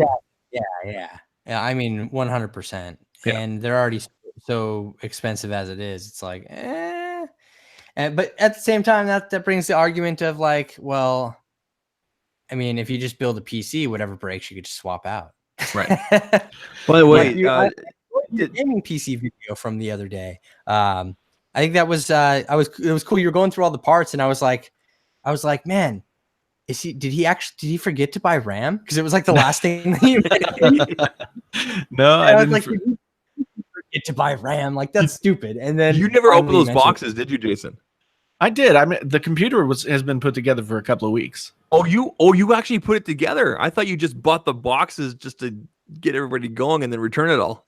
No. I built a PC a couple weeks ago. Okay. I went out to Best Buy. I'd been because you're willy nilly picking up a power supply box and like tossing it around like there was nothing in it. Okay, so I thought you bought everything just to show and talk like you did, and because I was waiting for the end for you to have the full thing done, and you didn't have that. But that's gonna be a separate video now, I guess. Yeah, I'm gonna do like, I'm not a big benchmarks kind of guy, but I'm gonna do a video where I benchmark it and talk about and show the whole thing. Right now, I'm using a Fractal Design Meshify C case, and when we moved, I lost the screws for the glass panel. Oh, so I can't. Man, they could probably get you out some new ones. Yeah, that's what I'm gonna do. I just haven't had a chance to do it. But it is weird how Best Buy doesn't sell the cases, though. I can only imagine that it's like it's only like takes up too much. Yeah, they can't do it. Like, it would take up a ton of shelf space to have like 10 cases out there. But then again, I mean, they've got computers too. I asked about that. They sell cases on their website. Like, they sell all the Corsair cases and stuff like that. Probably stocks on the website too. Yeah. So, I had been looking around at that stuff, thinking like, there's got to be something here that would be too much of a compromise to really make buying everything that you need for a PC at Best Buy. I mean, but realistically, there's not, because they'll even price match, man. They will price match any major retailer, so you can get stuff at Best Buy for the exact same price you would get it anywhere else. Yeah, and they've been, man. I remember when I think it was like a couple of years ago, I first saw a power supply in Best Buy, and I was like, what? Like, because before that, there was just such a basic electronics retailer, and I don't mean that in a negative or just disrespectful way, but they just didn't have, I would always go to Fry's Electronics for anything computer related, and I was blown away when I saw actual components in there, which good on them, that's cool. Like, they need that. Well, I think it's smart on their part, because they recognize that the do-it-yourself PC market is really hot right now. And now that the graphics card prices have come down post cryptocurrency, they because they've always, at least for the past 3 or 4 years, they've carried graphics cards, but not like a huge variety. They've carried power supplies and like CPU coolers, but just 6 months ago they added CPUs and a really robust bunch of hard drives choices, and I was just like, I'm not really sacrificing anything by just buying all these parts here. And I had the case already. If you buy them now, your return period is like until like January 15th or something. Yeah, so it's true. We have a chain here in Canada called, or at least out west here, called Memory Express. I know that. Memory Express, okay, and then out east, I think they have Canada Computers. So those two, they're always battling, but they're like the place you would go right now if you wanted to buy CPUs and this and that. But after Jason's video the other day, I went into Best Buy looking for something else, and sure enough, I went by the computer section, and I'm like, wow, they got everything here. Just like, so they're obviously deep diving into that now, which is cool. So yeah. A guy that I know at our local Best Buy told me that they're gonna have like, they're going to redo their entire computer section with the PC parts like prominently displayed as well. So in the next like 6 months to a year. The thing is, like, I'm reading the comments here, and people are like, "Oh, I go to Fry's, I go to Micro Center, I go to whatever." I'm in the middle of Iowa, and ain't no Micro Center in this state. So, it's like, if I want to go to Micro Center, I have to drive to Chicago. And Chicago is 3.5 hours away. So the reason I made that video was for those people who only have a Best Buy in their backyard. Like, can you do it? But everybody has an Amazon in their backyard. Yeah. I personally like I love going to a store and getting a thing. Yeah. Like nothing beats that at all. Like I don't care how cheap it is online or if they price match or not. Sometimes I like going to the store and looking at the box in my hand and reading the things and buying a thing and taking it out of the box and just doing it that day, not having to wait for things to ship. So I respect having big box retailers. Yeah, that's kind of part of it for me too. Like, I like the shopping experience, and Yeah. I'm the complete opposite, man. I like picking up my phone, usually wearing my pajamas, and clicking on Amazon and having it show up the next day. Well, I mean, also luckily too, like I can get same day shipping here as well with Amazon, but like it's not about per se, like I don't like ordering it or waiting, but it's just the thrill of the hunt. Yeah. I guess. Yeah. Oh yeah, if there's Is- electronic stuff like I need right away, like for example, I know I can go to Memory Express, which is 10 minutes away. But I get where you're coming from. Like sometimes you just need to get out there and get to it. Like I know. Actually, I'll tell you this: being a human in the world and experiencing things with your eyes and there's senses. Other people out here, like actually. Even if it is just at a Best Buy, which is not there's exactly. There's actually a specialty toy store downtown Calgary here that carries a shit ton of your stuff, Dom, the pops. Yeah. There's a lot of places out there. I'm gonna take some photos for you, and if you spot anything, let me know, and I'll ship it off to you. Okay? If there's any like limited edition. For sure, man. Yeah. I'm all over those drops, man. Totally cool. Yeah, the funny thing for me is that Best Buy, at a certain point, like after I quit drinking, Best Buy became like my safe space.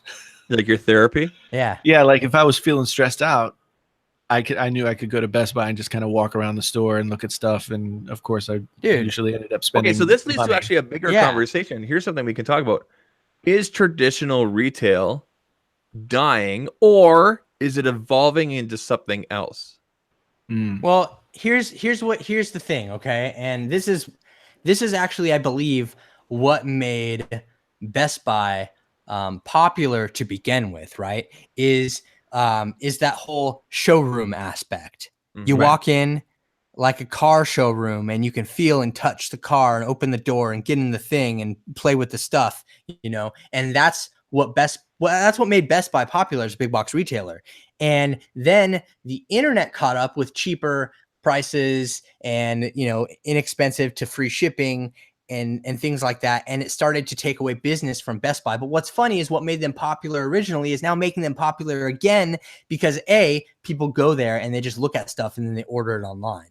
Or B, people go there, they look at stuff, and then before they order it online, they notice the price match sign and they just buy it in store and be on their way. So what made Best Buy popular originally, I think, is what is reviving their popularity now, being that showroom type of thing. And even if people don't buy there, I'm pretty sure that the fact that like my mom would go in there and look at something and be able to touch it and feel it and hold it and then go home and order online, she's still going to remember that positive experience at Best Buy and go back. And I think that's what their main goal is. Well, I mean, that's at the end of the day. That's the whole thing.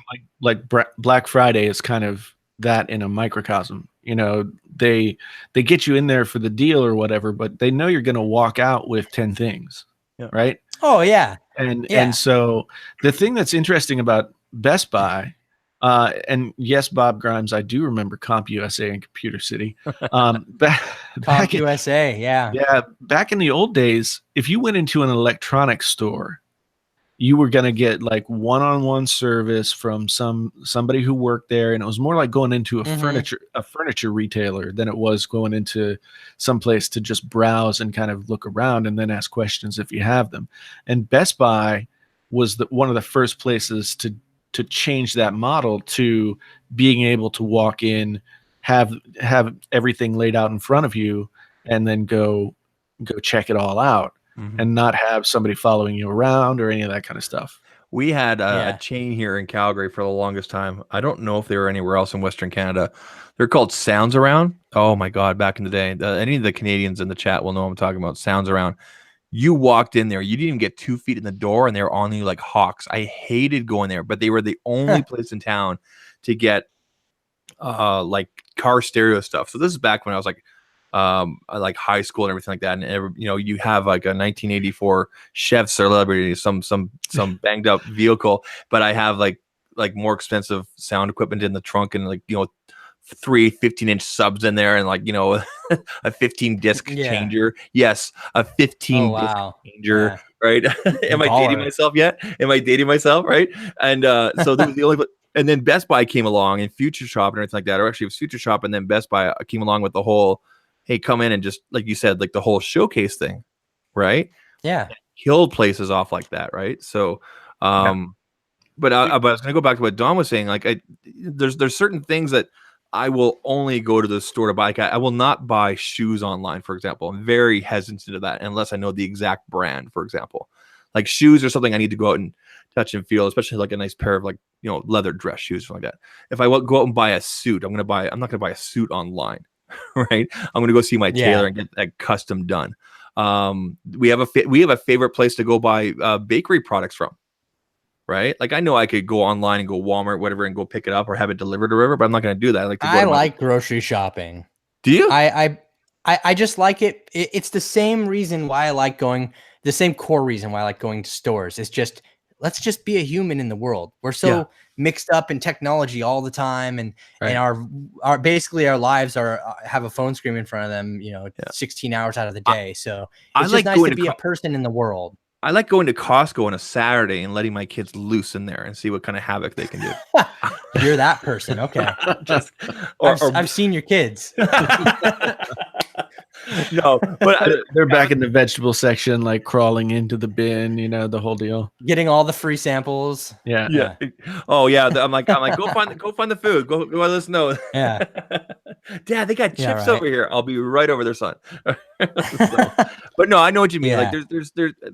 Like there's a convenience factor here based on how busy our life is. But I try to support local business as much as I can.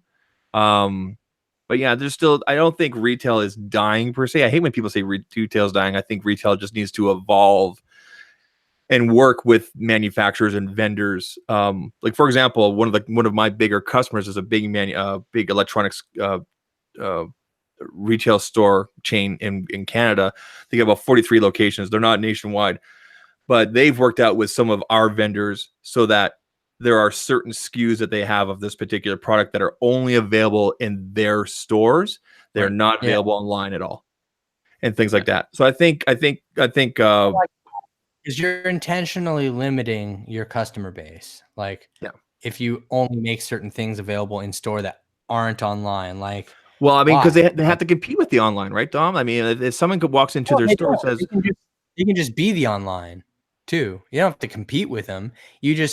Your SKU that you just make it available in your store and online, and then you potentially have double the amount of people that will buy it. Well, they have their own online portal, but I mean, the biggest thing that they compete against all the time is Amazon. So, for example, customer walks in, they'll say, Amazon has this for $14.99. You guys are charging $16.99, and then of course, they have to match the $2, but that's $2 that would have helped their overhead, paid employee, turn the lights on, Wait, right? See, at the same time though, everybody's always like, we got to beat Amazon. Why do you got to beat them? Just join them. Just as a company, just list your crap on Amazon and use your brand equity to sell it at $2 higher on the internet because of the convenience factor. But some brands, as an example, okay, I'll just say the brand. I'll just say the brand, Pop Sockets. Okay. Okay. Pop Sockets, right? Mm-hmm. So Pop Sockets. So the company I work for is a distributor of Pop Sockets. Pop Sockets has a specific. They have a specific agreement with Amazon, so they sell to Amazon. Amazon puts it on their store, or whatever, like that.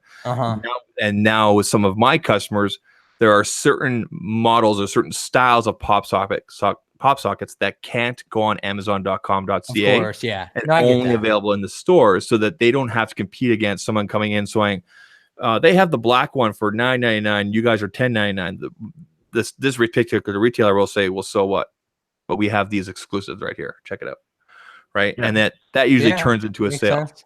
Yeah. Best Buy does that too. I don't know if they do it so much with laptops and computers anymore. They used to have like only at Best Buy laptops and stuff. Yeah.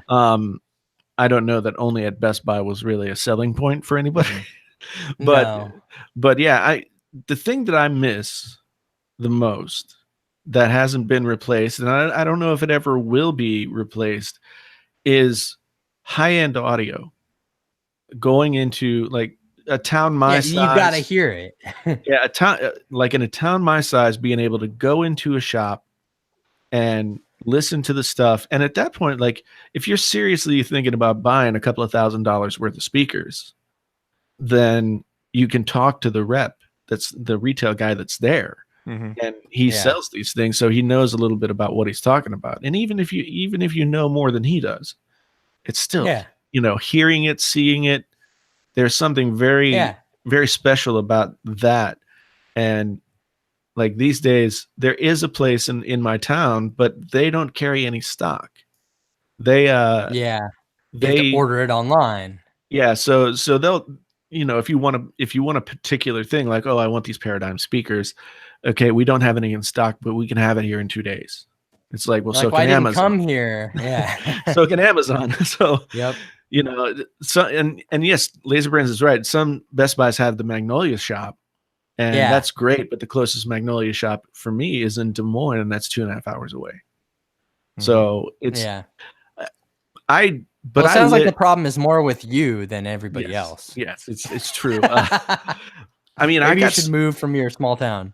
I got spoiled in New York though, because you could go anywhere at any time to get almost anything in New York, and it was so ubiquitous that you didn't even, after a while, it didn't even register. Like I remember my wife and I used to go, and we walked down like Broadway south of 14th Street and just shop, like go in all the little stores and miles and just shop.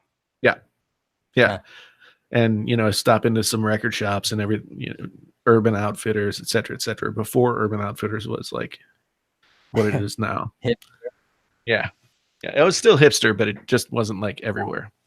I think the definition of hipster slightly changed though. Yeah. Like it was hipster, but now it's like this evolved hipster. Yeah. Evolved hipster? Yeah. Are you a hipster, Dom? It's like a Pokemon, and it evolved into like it's like a hipster Mander, and then it became like a hipster Melian. Yes. I think that to be a real hipster now, you have to have a trust fund. I think that's true. I think it's it's part of it. Or you have to be in some artistic yet lucrative industry that will make you a bunch of money. Mm-hmm. So you're basically saying all popular YouTubers are hipsters. Well, no. I'm just kidding. I'm not putting you on the spot. No, it's one of those things where like I think tech YouTubers can't be hipsters because we're too geeky about something too specific, right? Yeah. And I guess beauty vloggers could be hipsters, but I don't know. I think does anybody look at Jason framed up on YouTube and just want to push the play button that's above his head? Like I keep on looking at the screen and wanting to go. Well, if I push it, will it play that Tim Allen Santa Claus movie? No. Yeah, slowly I'm becoming Santa Claus. I know. To your point about walking around, let's rewind a little bit. Walking around retail stores is very therapeutic. Yeah. Especially when it's like 2 a.m. or whatever, and you have nothing to do and your mind is restless. Getting in a good power walk inside of a Walmart and just looking at stuff can really it changes your life. Yeah. Walmarts that are open at 2 a.m. where you live? They're 24-hour Walmart. Wow. Yeah, I got 24-hour Walmart down the street. Canada. We usually don't get that to like the week of Christmas kind of thing here. So. Oh, really? Okay. Yeah. No, but whatever. I mean, whatever it is, just like walking around a retail store, can take your mind off of things and just like it's just relaxing because you don't have to have any intention to buy stuff. You're just in this mindless consumer zone. Yeah, and it just like it kind of lets everything else melt away. Well, I know that there's a mall here just outside the city. technically it's a town called Balzac. I'm serious. It's called Balzac. BAL Zach. ZAC or Z or whatever you want to call it. Sure, Anyway, joke. I'm serious, man. Balzac. It's called Cross Iron Mills. It's all one level. It's spread out. I like going there on the weekends with the family and everything like that because, like you said, you get to walk around a whole lot, and I don't spend any money. Yeah. So, and then I look at my watch and you going, get home, kids pass out, and they take a nap, and you're just free time to yourself. yes, exactly. So I think that's what we'll do this week. Yeah. But yeah, the single town Balzac would be. I'm serious, Balzac. I believe you. It's just hilarious. Yeah. Yeah. I mean, Yeah. is it named after the writer? I mean, because there's a Balzac writer. is a hamlet in the southern portion of Canadian province of Alberta. Rocky View County is located immediately west of the QE2 highway. Area 73. You have a highway named after the Queen? Well, it was called Highway 2. And then they, during her Jubilee or whatever it was, 75th or whatever, they renamed it to the QE2, Queen Elizabeth II. I see. Yep. And now you know the rest of the story. You know you've made it when you have a highway named after you. Yeah. Straight Yeah. up. Like, if that's not a sign, I don't know what is. Yeah, Bob Grimes, you're right. Fifth Avenue north of 50th Street was really good. I always lived like below 14th Street or in Brooklyn, so I didn't get uptown to shop as often. But yeah, there's great shopping in pockets everywhere in New York City. Oh yeah. And it's such a great, I love it because they have stores that are so niche there. I can find a store that's probably dedicated to buying safety pins, and they have every safety pin imaginable. No, it's freaking amazing, man. Like that's why I love it so much. The way you talk about it kind of reminds me of like Las Vegas when I went to CES last year, and I felt like you could do anything any time of the day there during the day. Like 3 o'clock in the morning, I'm like, oh man, I could really go bowling right now, and I could go bowling. Yeah. Yeah. Yeah. By the way, are you going to CES, Tom? Yeah, I'll be there. Yeah. Cool, man. Cool. Yeah. I decided not to go. The goal of CES, is this your first CES? This will be my second. So I was there last year with the company I work for, and this year I'm going. This is your first as a creator. This is my don't they know this, but last year I was there kind of sort of in this capacity as well when I was still walking the floor here and there making contacts, but officially I wasn't there. But this year I'll be officially in this capacity. Yeah. Okay. Yeah. I'm not going with them. Don't overwork yourself. I'm not going with them. So yeah. Yeah. I learned my lesson last year. I thought I wore comfy shoes. No. This year I have comfy shoes. Well, the thing is, just don't overwork yourself, man. Like, take it at a slow pace. You know, like I used to, dude. Like, if you go back and look at some of my CES playlists from back in the day, I think there was a year that I put up like 40 or 50 videos. Holy cow! I swear to you, if you go look at their playlists on my channel, there's a playlist from like CES 2013 or 2014. It was just ridiculous, right? And it doesn't need to be that way. Yeah. I would take more advantage of talking to people rather than making connections over videos. Well, I already have 4 meetings set up with specific brands I want to meet with. That's another thing too. I wouldn't set up meetings. Well, I already did. No, I mean, I'm just saying rule of thumb, like for other people, only because it is almost impossible to get to where you want to be on time at these things. Yeah. And like everybody asks me to set up meetings and I'm like, sorry. I was like, I'll be there. I promise I'll be there. I just can't tell you when.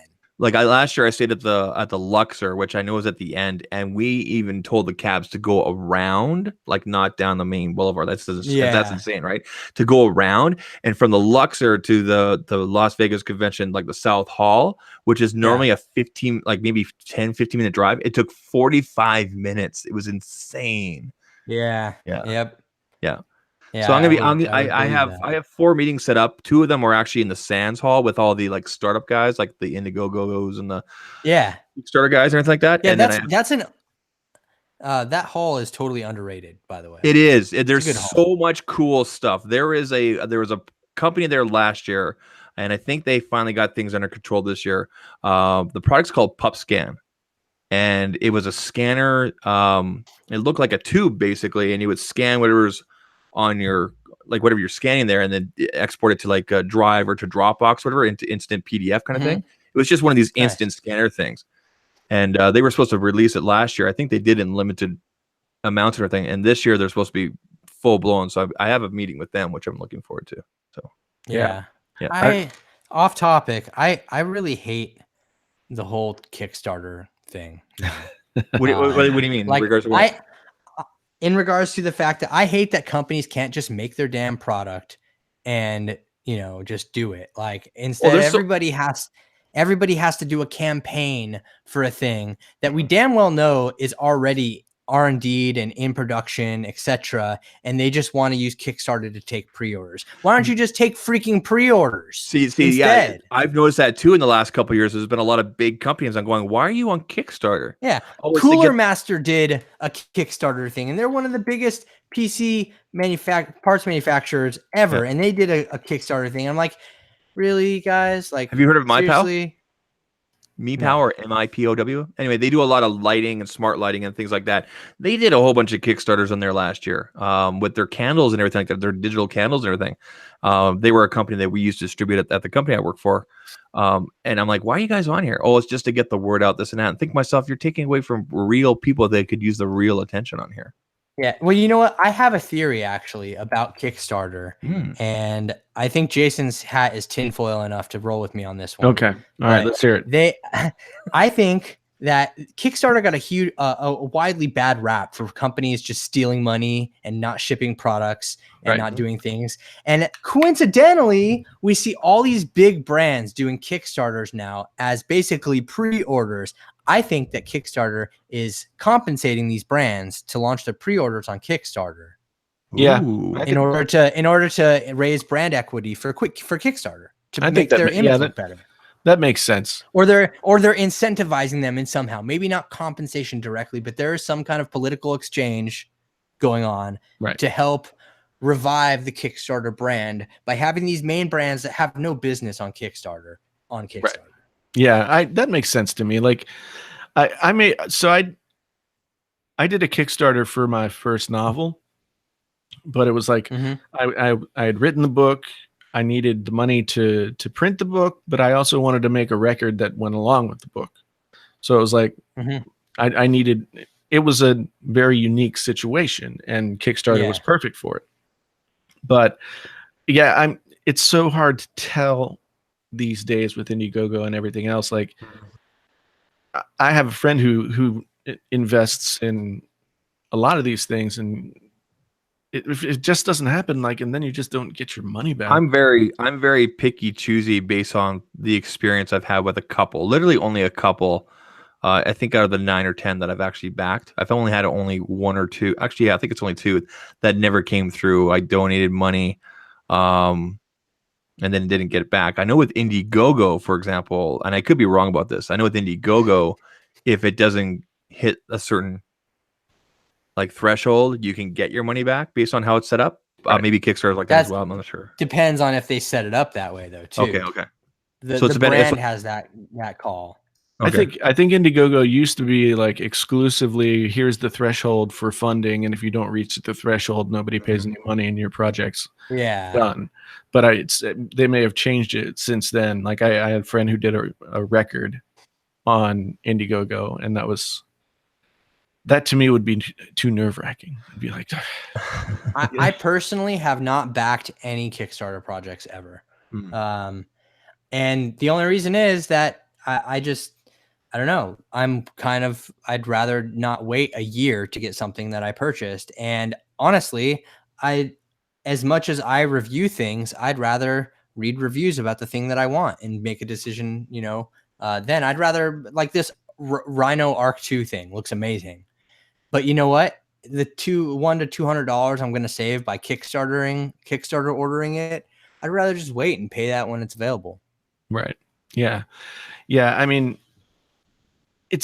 I've just started to have some brands who are like brand new brands with a new product kind of reaching out to me to say like, hey, will you do a video about our product, et cetera, and so I got a Kickstarter. I can't remember if it's exactly Kickstarter, Indiegogo, but this company made this screen, and it's a 15-inch screen, and it's thinner than the new iPad.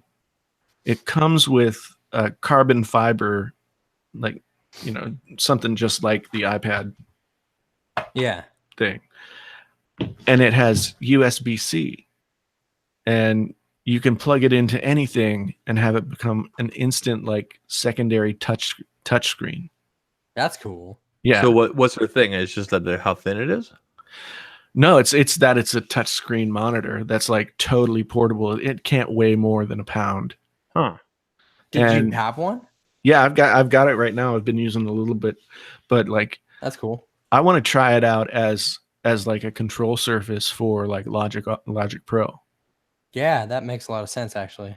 Yeah, Mac does weird things with, like, I know you can do that with like some of the programs on Windows, like Persona Studio One. You can have a total touchscreen experience, but I imagine I'm going to try it because that would be really good just to have that stuff in front of you. Yeah. Oh yeah. I mean, I used to do the same thing with an iPad back in the day. I forget the name of the app that worked exclusively with Pro Tools to become a mixing console on an iPad. But I use that all the time. I used to have a Digi 002 board, and I got rid of that in favor of this pretty advanced iPad app at the time. Right. So I got rid of the Digi 002 board. I got a 003 rack, and I used the iPad as my mixing console, and it was amazing. Like, and this was obviously I've dated the situation with the product names to know how far back this was, but it was at the time that was cutting edge shit. You know what I mean? Like, it was absolutely, it was pretty cool. I have a friend who used to do sound at one of the local clubs, and then he bought his own rig, and he's doing sound at a couple of different places now. And it's a Behringer, like Eurodesk, but like they're pretty nice at this point, and it has an iPad app. So yeah, dude, I've seen that at clubs where they can go in front of the mix and adjust things, which is so much better than being in the booth. Yeah, exactly. I mean, you take your iPad and the band's doing their sound check, and you can in real time hear it from the right perspective of the crowd and adjust the mix. It's like perfect mix every time. And then when the show starts, when people get in there and the sound changes, you can go right back to that spot and adjust. Exactly. You know? So yeah, it's cool. I dig that kind of stuff. I'm a big fan of all that kind of stuff. Just like the touch screen and just getting, I mean, I know there's something to be said about having the tactile mixer feel in your finger and being able to close your eyes and not look at levels or numbers and just feel where that should sit just by moving your finger with the little mixer dial under your finger, just moving it up or down, just feeling it out and hearing it. There's something to be said about that you don't get the same experience with an iPad. No, because you're always looking at like the values. You're like, exactly. It's at -12 dB. That should be right, you know. And exactly, yeah. That's the biggest enemy is looking at the values. Yeah, Steve Freeman's a producer, a big time producer, and he says he's got a 50-inch. Have you seen those Ravens touchscreen consoles? Like the Slate digital ones, and those things are crazy. But like entry level is $1,000. I can't justify spending that much on music since really I don't do music nearly as much as I used to, you know. Yeah, I guess I can justify spending $3,000 on a guitar. I mean, but to be honest, dude, like that's what I've got. We would have spent. This is what we would have spent $3,000 on 5 to 10 years ago. I know. Like this was a huge, like having this in the form factor that it is blows my mind because the quality that this thing is capable of would have cost you 10 grand in a studio to achieve 10 years ago.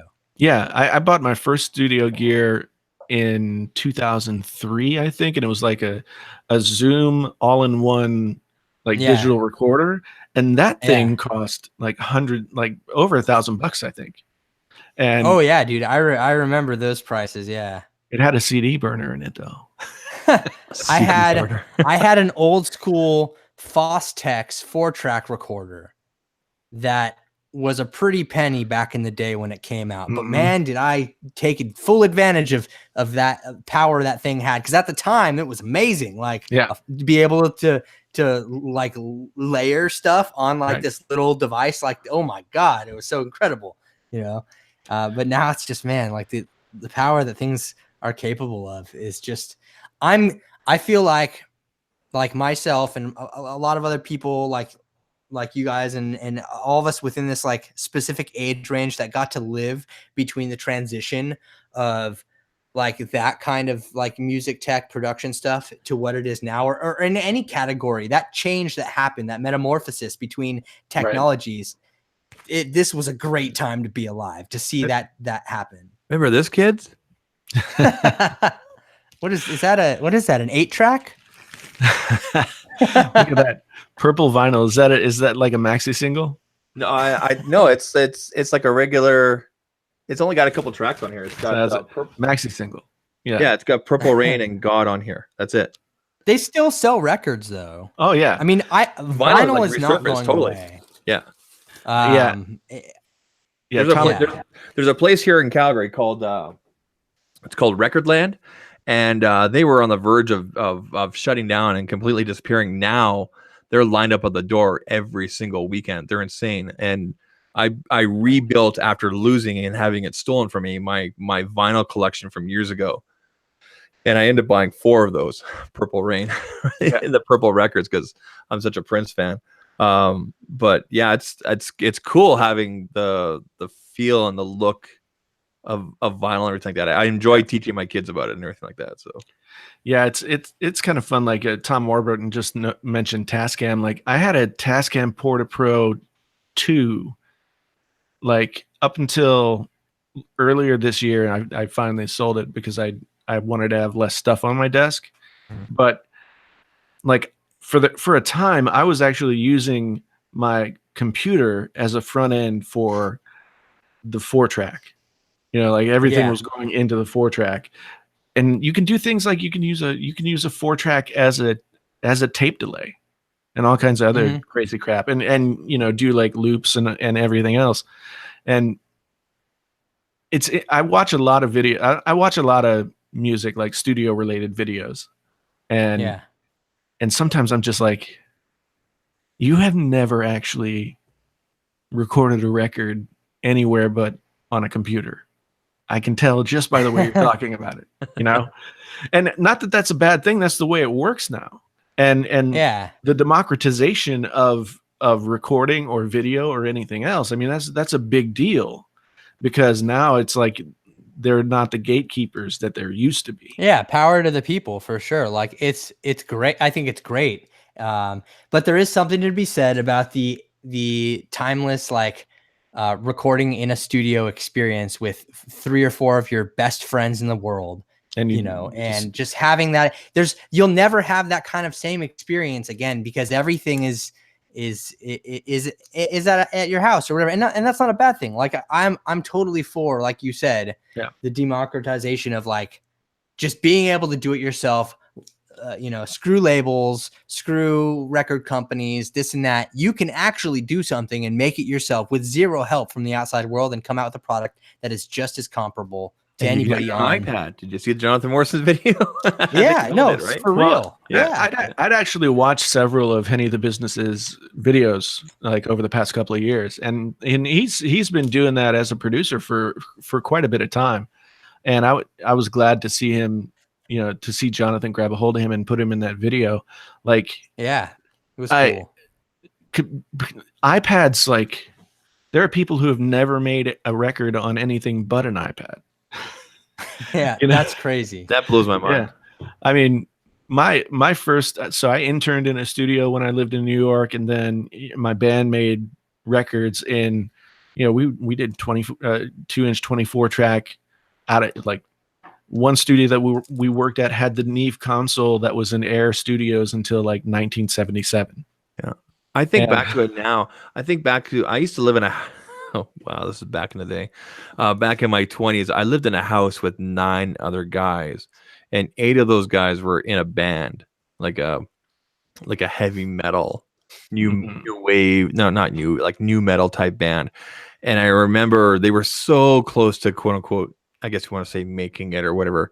And they always complained. The biggest thing for them was how much studio time cost and everything like that. If they had the resources then, so that was, I'm 39 now, 10, 9, so say 17 years ago. If they had the resources 17 years ago that we have now, they would have 3 or 4 albums out. I mean, yeah, I mean the Crazy. only thing that stops people, and now they're all dead.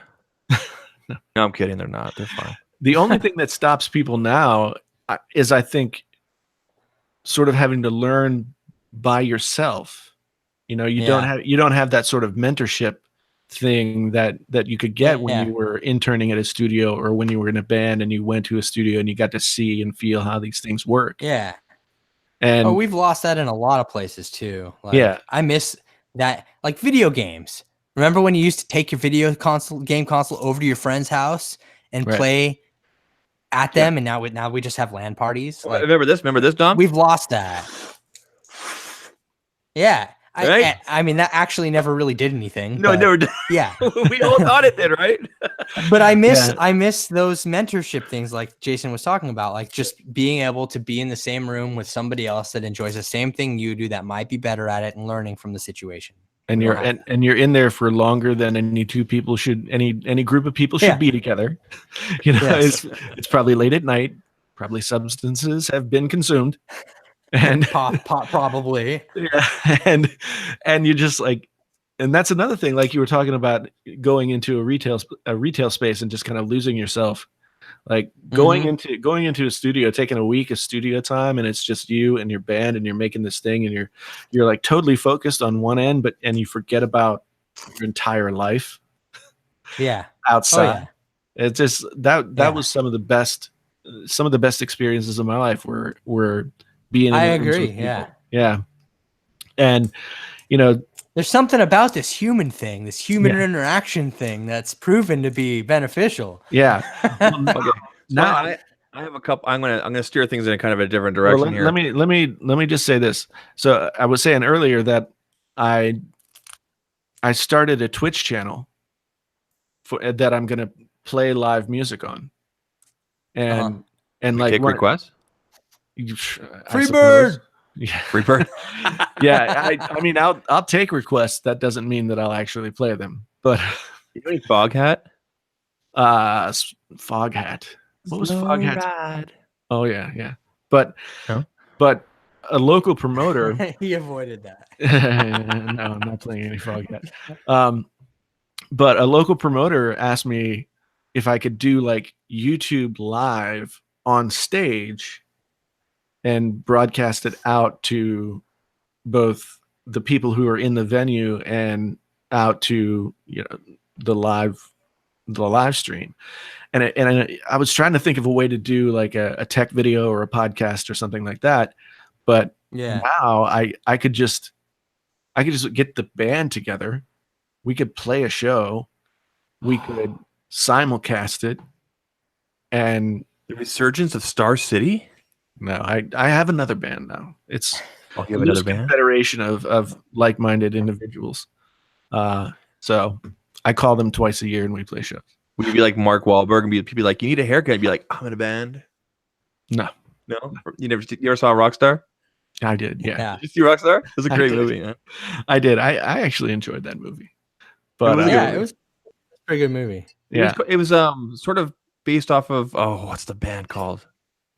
What was Rockstar based off of? It was man, that's gonna eat me up. Anyway, I'm gonna ask you guys this question, and then I'm gonna look this up.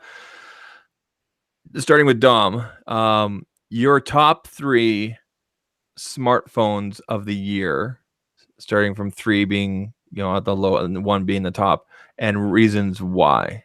Top 3, go. Okay. Top 3 smartphones? Yeah. Of 2018? Of 2018.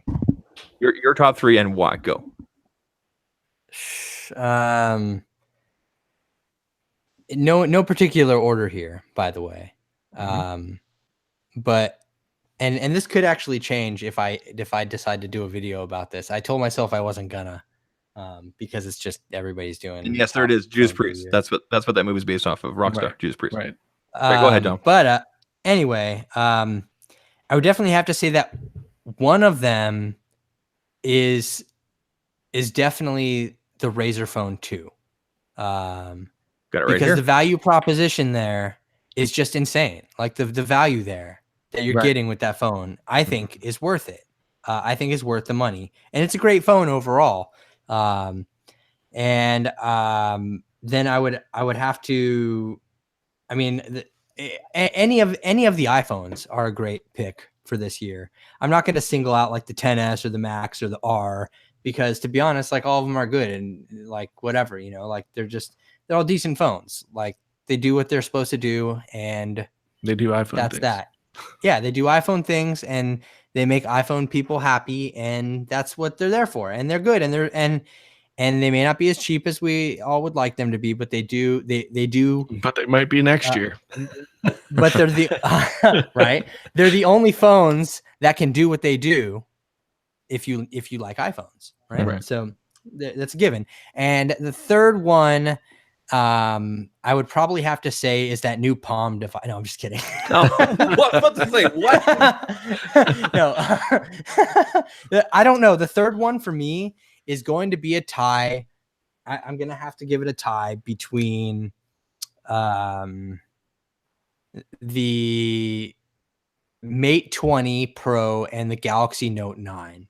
Yeah. And the only reason I say that is it's just too hard to decide. They're both very beautiful phones, and they're both super awesome. I really like the Samsung stuff a lot. I think that they do a good job. Speaking on to your thing, you guys' conversation before with the hole in the display and whatnot, I don't know if that's going to be an S10 thing, that dual camera thing. I don't know, man. I don't buy it yet because Samsung is not the one to take risks, right? They really don't. They play it very safe, but they make you think that they've taken risks, right? They're like, they do a good job at that. And I don't think that I think that they may have a single hole, but not this double camera thing that was floating around. I don't know about that. I mean, I thought they were going to do the whole because remember we saw the image that had the 4 or 5 different types of notches. They had one that was like a circle, one that looked like a V, and then they had one that was there without, which was their infinity, whatever they called it. If they can do that, why wouldn't they do that? You know what I mean? Yeah, because they don't take risks. I mean, not in a bad way, but they've ever since the Note 7, they have stopped taking risks. Yeah, that's true. And understandably so. They had phones exploding. But everything before that, like the Note Edge and the plus size models and stuff, like obviously Apple had done the Note Edge was their beta test to see if people would be okay with curved edges, and right? Clearly it worked out because look at them now, like they've taken risks like that in the past. But I think since the Note 7 drama, they stopped taking risks and more so made very calculated moves that would net them the best ROI on their investments towards designing these phones and stuff. Anyway, back to the whole point is I still think Samsung phones look pretty cool. And I'm a fan of just Samsung as a brand in general. I think that they've handled things that have come up in their past very elegantly and turned things around better than any brand I've ever seen. Anybody else because of that, I have a lot of respect for them because of that. I mean, they came out straight up and admitted, like they were like, "Hey, we're sorry. We know our phones blew up." Exactly. If that had happened to any other brand, Apple would have been like, "Well, you're holding it wrong." Yeah, exactly. It would have sunk them. Yeah, exactly. And they came straight out. You're charging it wrong. Yeah, they came straight out and said, we have to recall once, not twice, and then come out and say, here's what the mistake is. Yes, we're sorry, and here's how we fixed it. I mean, I enjoyed the transparency for them. You can dig on them all you want. I know some people do. They love to make fun of it and everything like that. And yeah, there was plenty of jokes out there and everything like that. Yeah. But I mean, any other company, this would have completely sunk them. So I'm in complete agreement with you. Well, I mean, and real quick, finally though, too, on the Mate 20 thing is the only reason I say that is because, and it sucks because Huawei will never be a household brand in the United States. It just won't happen. Let's just be real here. But they do make the most elegant looking phones now, and they have probably, I mean, quite literally in terms of the recent camera test, they do have. I still agreed before this. They have the best camera on a smartphone this year. I mean, I hate that I have to put a case on this, but at least it's a clear case. But it's nice. Yeah. Oh, they just make some. I think that if they just rebranded as something else in the U.S., not Honor, and did it in a way to where, because brand recognition is everything, as we've learned so many times. Do you think the Leica partnerships help them? No, because I think that it doesn't matter what camera you have on there. Their software is really helping their camera stuff a lot. And I don't think Leica has anything to do with that. Yeah. Leica's providing the optics because that's what they do. The night mode on here is insane. I've taken some stuff in like the dead dark and like, wow. That's their algorithmic stuff, man. That's their software. You know, they are a great company, but they will never, ever have huge traction in the US, which is unfortunate, but because I think they're number one smartphone maker in the world. Yeah. Aren't they? Yeah. They are. Yeah. So the only reason that I think maybe Samsung will take somewhat of a chance on having a hole in the screen, no matter what size it is Huawei is coming out with one on December 17th. Yeah. You know, and so. But then again, everybody pegged the Note 9 for having an in-display fingerprint sensor because phones had come out with that beforehand, and Samsung avoided it. Yeah, they were like, "Nah, well, wait. I guarantee you, it's going to be this year, though. Yeah, this next launch, the ultrasonic, which I think that they'll have one hole in the screen. I don't think it'll be this double cam. That's what you guys were looking at, right? The double camera hole thing. Yeah. I don't think that just seems crazy to me. To be honest, I would rather have a phone with no selfie camera than a hole. Yeah, I feel the same way. Is that crazy? There's one called the Vivo Next. I got it right over here. It's awesome. No, but it has a pop-up thing, right? I know. Moving parts. Yeah. I would rather just have a nice thick slab of glass that has no camera in the front and a big battery. And I can just turn the camera around and take a selfie if I really wanted to. Who was it that recently has it's the next Vivo phone. The next Vivo, the Vivo Next 2, which apparently what it'll be called. A display on the back, blah, blah, blah. Yeah. So you don't have to have a... Well, hold on. You just said that's taking away. No, that's taking away from, because I would rather have one screen than two screens because battery life. I'd rather have like a 5,000 milliamp hour thick boy phone with no camera on the front and all. But that's why they put that screen on the back here, so that there's nothing on the front, so it's completely all. Yeah, but it's taking away from battery life. But you're not. But it's not necessarily turned on all the time. It might be an indicator. It's still drawing power. I don't care what anybody says. It's drawing power, and it's unnecessarily doing so. Like, do you really take that much selfies for that to be a necessary thing? I mean, I don't, but who knows, right? I just looked at how many selfies I had in my app, like my Apple Photos application, and it's like maybe 30 in the whole time. I think that the people that do. I think they're trying to appeal to two different niches of people. The people that do take selfies excessively don't care about all screen displays. And the people that care about all screen displays don't care about selfies for the most part. I know it's a generalization, but I think it's a fair one at that. Yeah. Okay. Well, I'm just, I mean, but I like the premise. If it's true, if this number 2 Vivo Next 2 ends up being no camera on the front, but a smaller screen on the back, like they're saying, and you have all your shooters on the back, and you can do that, then that, kind of solves it kind of answers what you're looking for, Dom. Now, I mean, but they've tried this before. Companies have, even camera companies have tried this, putting a little screen on a point and shoot camera on the front so you could take selfies. Yeah, and that For one, Vivo doesn't have the clout to make this thing blow out of the water. They'll never be big they'll never be big in North America ever. Yeah. This is a real big. I think this is just a gimmick, advertising gimmick. That's a real life proof of concept that you could probably buy at some point, maybe. Mm-hmm. Who knows if it'll actually ship worldwide? I think it's just a marketing gimmick. It's a proof of concept.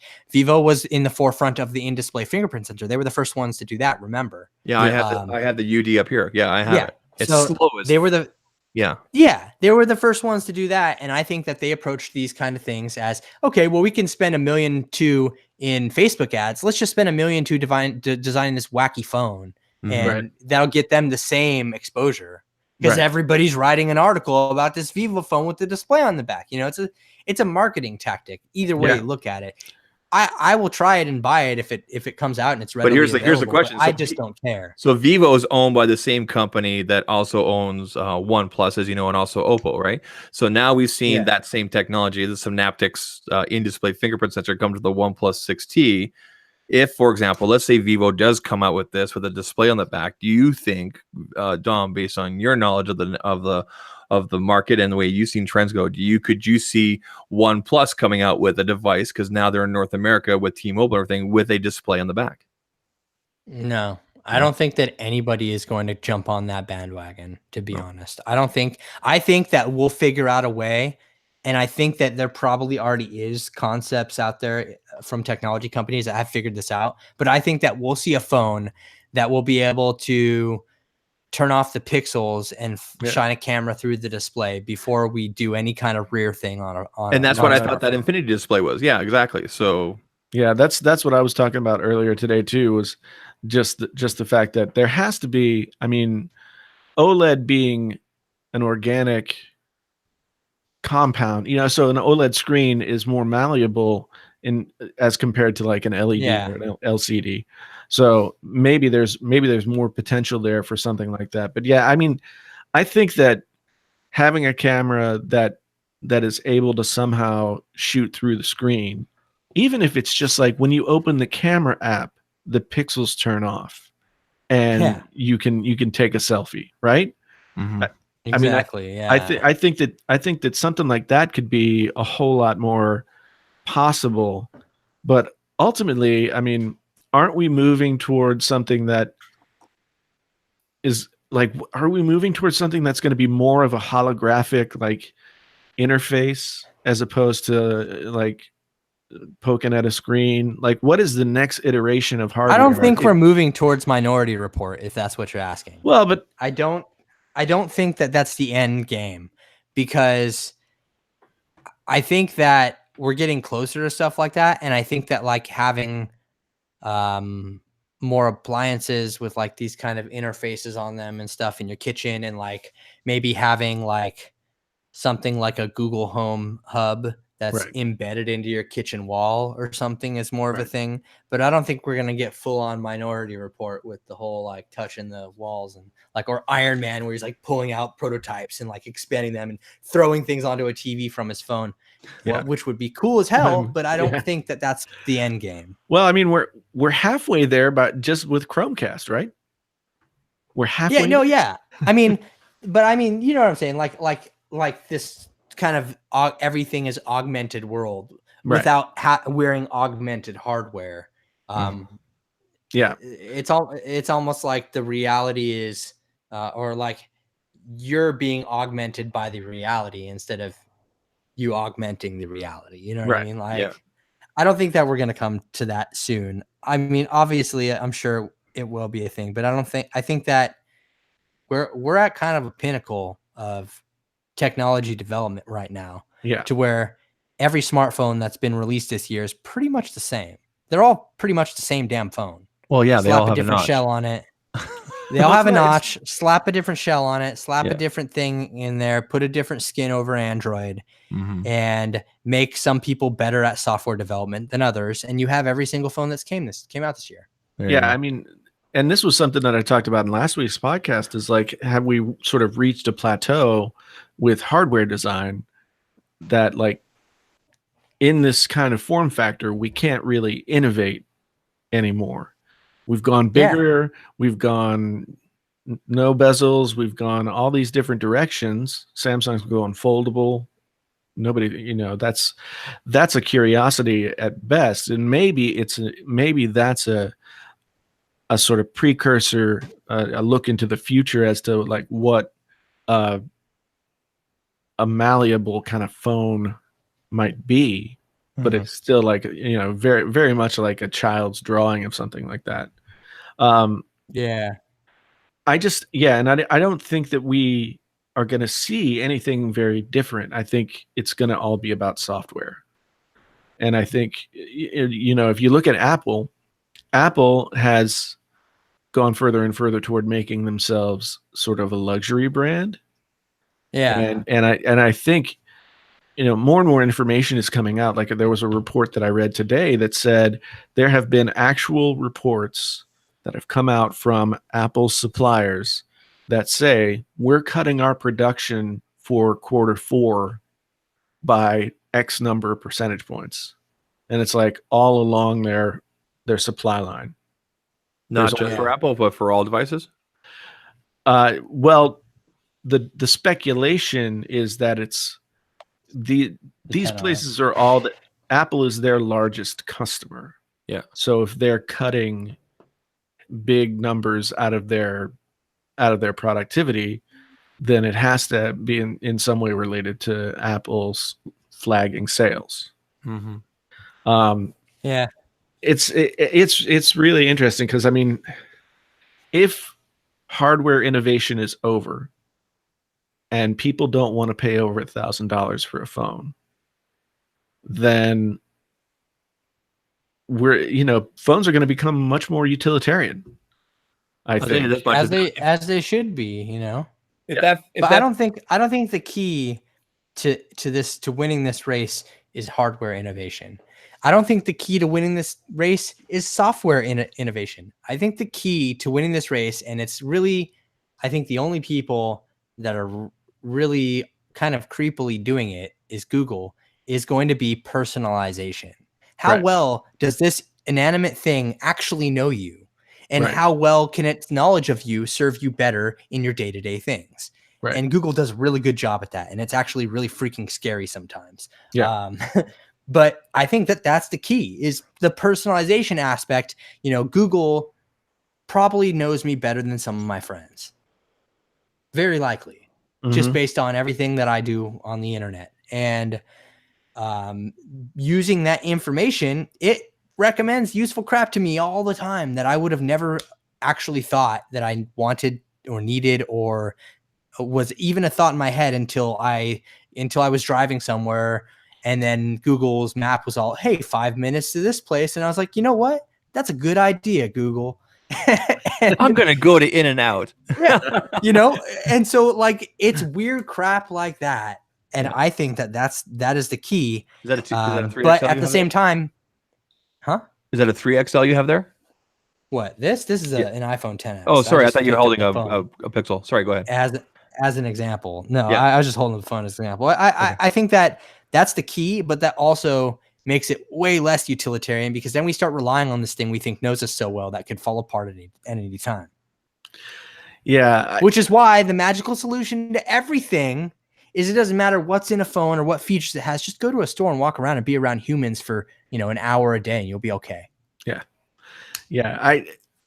I think that I think there's some truth to what you're saying there. But I do think that what Google's been able to do this year, and even kind of had to step back from the edge a little bit, like the phone's making a phone call, making you a hair appointment, not telling the person that they're not talking to a human.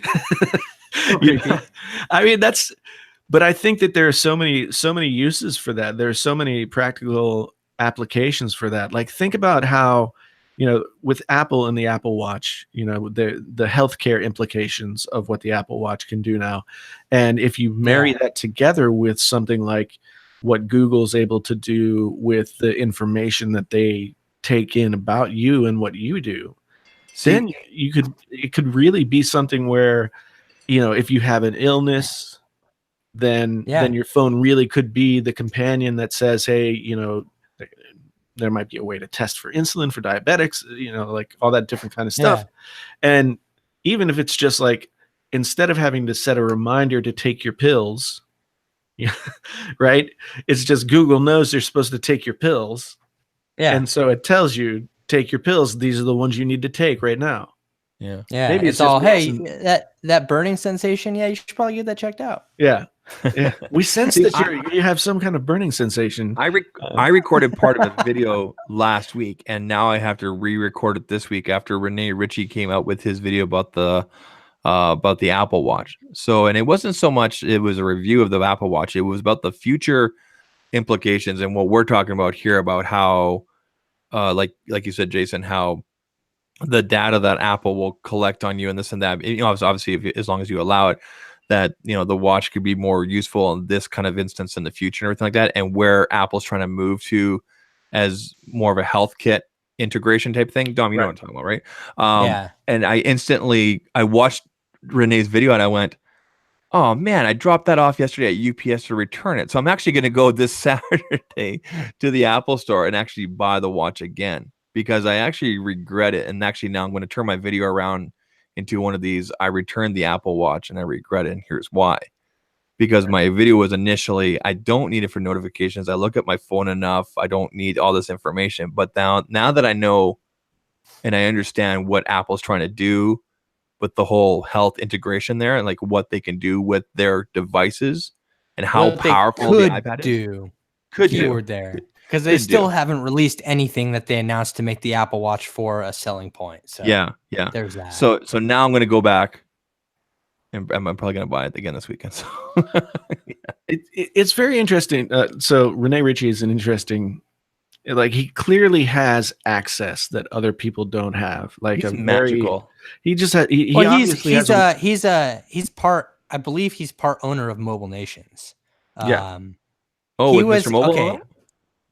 No. Mobile Nations is a parent company of the. They own Mr. Mobile. Yeah, that's what I meant. Mobile Like, yeah, with Nations Mr. Mobile. That's their brand. But Mobile Nations has been around for a long time, and actually, Rene Ritchie is a part of iMore. And he does the Vector podcast and stuff, which is all under the Mobile Nations umbrella, but he is a part owner and he's been covering Apple for so long. He used to be on a site called the Unofficial Apple Weblog, and that is actually iMore now. It was tua.com is what it used to be, and they changed it to iMore in like 2009, 2010, I think. Right. And I used to know this because I used to cover exclusively Apple stuff back in the day. That's all I did.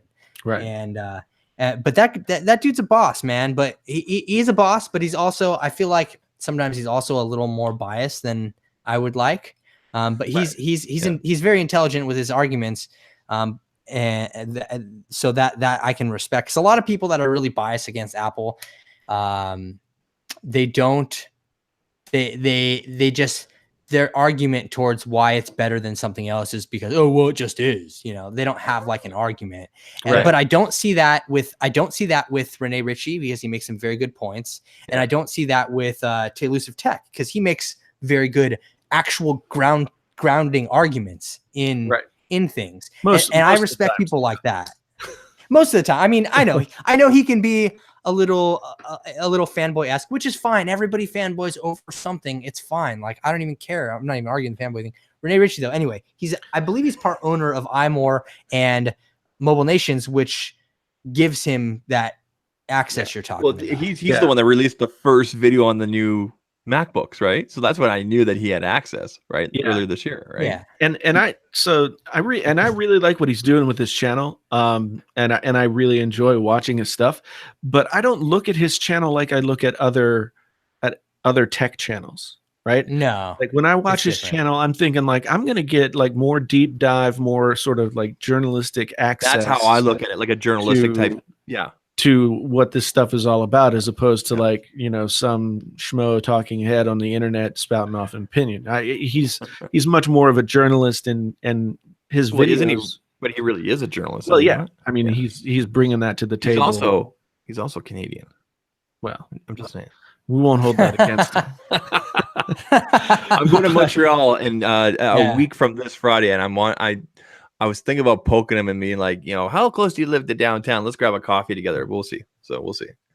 Yeah, I mean, I've been very interested in watching how his channel has grown. Like he clearly, he's had sponsorships from day one, so that's clearly goes back to. Did you see him on Viper Live last weekend? No, I didn't. Or was it last weekend or the weekend before that? It was I can't last remember. week. It was last week. And- Savage. He was funny, man. Yeah, it was Talking last stuff week, about- and it was He before was I on. He got was on Viper's channel. Yeah. Yeah, Viper Live. Oh, Yeah. I'm gonna have to go look at that. With him and Taylosov. It was amazing to see him. The three like total Apple Yeah. shills of YouTube, basically. Together. If you want to use the word shill, Well, no, sure. I don't mean that in a negative way. I respect no, this no, guy no, a ton. I I mean wasn't this in the there. greatest, most respectful way possible. But it was By amazing to saying hear that. Renee talk like the way Renee does, like you're used to, and then all of a sudden, piece of shit, this, and I'm like, what? To Yeah. kind of see him out of his element and everything, and just kind of let loose. It was really cool. It was really cool. Every once in a while, I'll watch like the twit, like the different little Yeah. like what I can't remember what twit stands for, but it's Leo. I Yeah, can't- Leo Laporte Yeah, or whatever. and you know, they always have a great panel of people. And so Bob Grimes and I just said the same thing in the chat and here, but like, it's really interesting to me. Like, again, this is just from a YouTube standpoint. Like, why is Leo Laporte and everything that he does not more successful? You know, I mean, Why? Yeah. I think that he never evolved. Yeah. That's why. I mean, I think that's the main reason. And the only reason really is because he never evolved. Look at Rene Ritchie. Rene Ritchie was with that guy a lot on Twit TV back in the day. right. And Rene Ritchie, that was pretty much Rene Ritchie's only form of video was being on Right. that show, right? Right. And Rene learned to evolve and take his journalistic style and put it into a video form, and now he's doing good on YouTube. So like, I think that's probably the reason why. Yeah, I mean that makes Evolution. sense. It's You know? almost like at this point the style of the twit videos. It's almost Yeah. like you feel like it could come back around again. You know, because Yeah. there's something about like having a couple of people and having a conversation, and you know, maybe you don't need the full on Like a podcast. Oh yeah, well I guess that's what we're doing right now, right? But That's what it seemed like. I'm like, yeah, but I'm always curious about that stuff. But it's very interesting. I'm interested to see, like, I know that being where I am with my channel right now is way different than where I was like 3 months ago, in terms of yeah. just how I have to think about it and what it really and plan Mhm. for, you know, the next 3 months or whatever. It's going to be really interesting to watch like Drew and Taylosov build and see what that becomes, and Front Page Tech and see what that becomes, because there's like this sort of band of creators at that like 100 maybe 150ish sort of level where everybody like started to find their voice. And what's it going to be like at 250? I'm curious to see what that is, because I know for myself that like continuing to do the kinds of videos that I did to get to to get over 100,000, like I can't do the Can You Trust series anymore, Why not? because Can you trust Dom? yes, I mean I've met him personally. We've hung out. I know. I'm just playing. I'll But make I a mean- video on that. Can you trusts?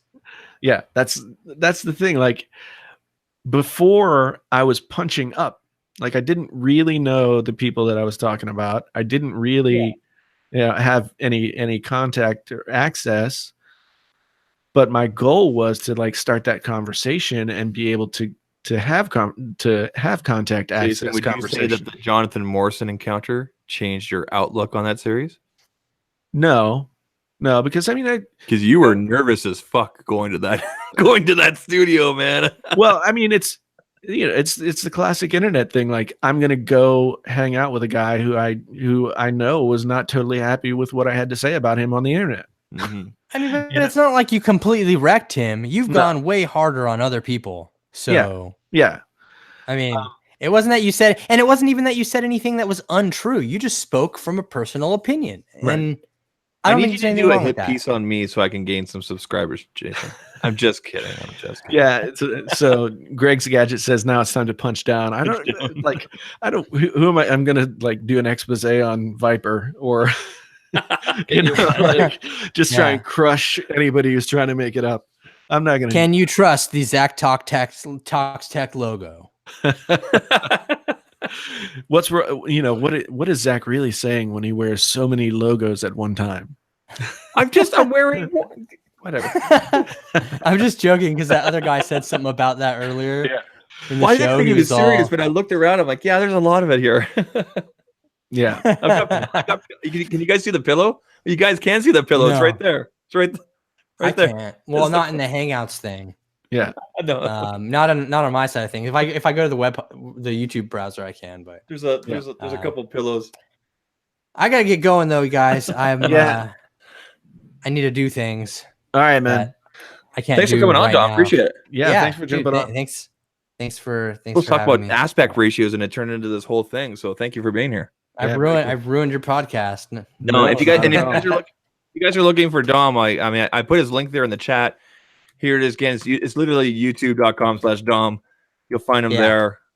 He's got a couple other channels as well, and everything like that. And he's definitely one of the OGs of YouTube. Somebody I've looked up to for a long time. I don't think I'm an OG. I think you I mean, are. I've only been on YouTube since like 2012. So Well, Only. I think you count in the OG status. Like you've been here for a okay. while.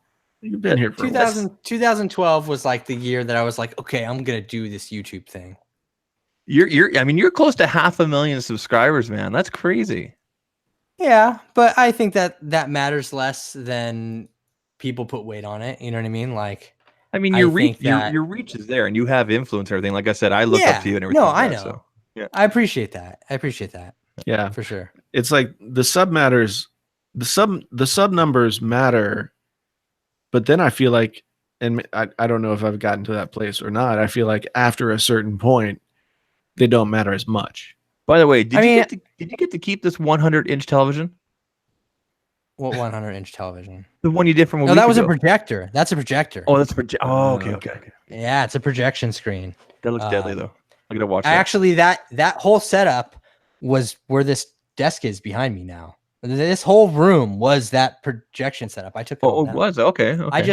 I just transform rooms into different spaces sometimes because You're an interior decorator.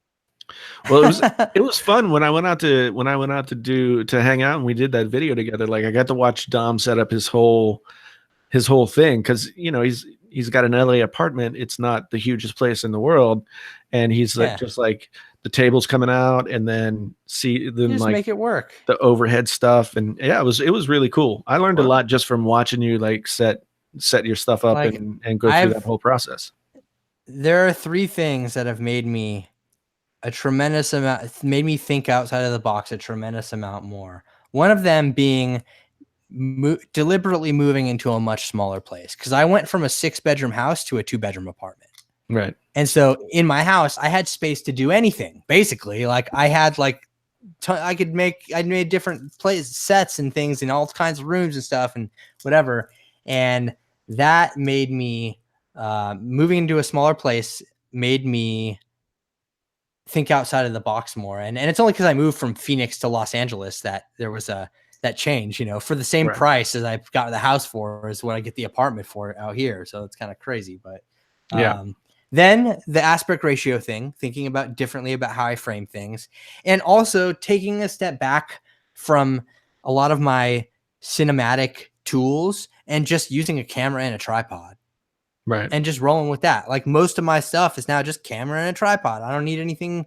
I do some slider stuff here and there and some gimbal things or whatever, but I try to just, most of the time I'm just back to basics. Like I was like, what made me enjoy this from the get-go? And because it became too busy and too hectic and I'm like, I got to get the slider, and I just didn't feel like doing that. And the second I realized that I was annoyed with setting up the slider and doing that all the time, I was like, man, I need to stop this or I'm going to burn out. So like I was like, let's just get back to basics. How simple can I make this That's for good advice, myself? Not in terms of quality, because just because you simplify your process doesn't mean you have to sacrifice your quality, you know? Just it's just, you know, it's been coming across a lot of different ways on YouTube, but I think that keeping things simple is great, and having limitations, you know, to your boundaries. When you have unlimited resources, your creativity is almost limited in itself. Yeah, because I was a ton more creative. Was a ton more creative with a 4-track recorder than I ever was with a digital mixer console. Yeah, because you have to think about solving a problem. Yeah, exactly, man. And like, I hate that I almost became like something that was just totally lacking. You know, now I feel like if I want to make a video and I want to just set up like a few cameras and just that's it, and like just cut that together, you know, it's okay. Yeah. It's almost, and I'm not comparing myself in any way, but somebody once told me a long time ago, and this is pertaining to like music creation and stuff. They're like, hey, you know what? They're like, you know, Beyonce, right? Like, yeah. She knows how to sing really amazing, right? I'm like, yeah, she's a phenomenal singer. So I guess then it's okay for Beyonce to do a stupid pop song every now and then, because we already know she's an amazing singer. She doesn't have to flex in every song. Right. You know? Yeah. And keeping it simple like that, when you already know you can do some cool stuff and you've done some fun stuff, keeping it simple for the sake of your sanity and to not overwork things and to expand your creativity is like the greatest thing ever. Yeah. I mean, that's one thing that I discovered, like, coming up through, like, as my channel was growing, there was always the pull to like, oh, do I have to do like the B-roll, like sexy cinematic You stuff? don't. And I mean, look at you. This is what you do, man, and you're very successful at it. Yeah, and that was really great for me, because not that I don't want to create something that looks great or whatever, but it's not like the first thing on my list. Like, I want to get the message. Eye of the beholder, man. Yeah. Eye of the beholder. People that are watching your stuff think that it's great. You know what I mean? Yeah, which is cool. A matter of opinion. Yeah, which is very cool, and I like it because I can have just the one camera, and if I, you know, like I did an unboxing of this thing, which looks like it looks like a set of AirPods, but it's a $40 knockoff. Okay. And it's a $40 knockoff that has USB-C charging, and so it's better, and wireless charging. That was funny, man. Oh my gosh. Wireless charging. I have that Nomad base station. You guys know what that is? Yeah, I got it right here. On the box, it shows AirPods sitting on the wireless thing, and I was like, man, they really bet on that pretty hard. Yeah, when they came up with that product packaging. Yeah, so funny. Yeah, and so here's it, but I have the box right over there. Yeah, I can see it. Yeah, it's like you know, this thing. These actually sound better than the AirPods do as well. They do. I mean, because the AirPods have always been like, there's nothing really special about the sound of them. They're not terrible. They don't knock your socks off. They're just sort of middle of the road.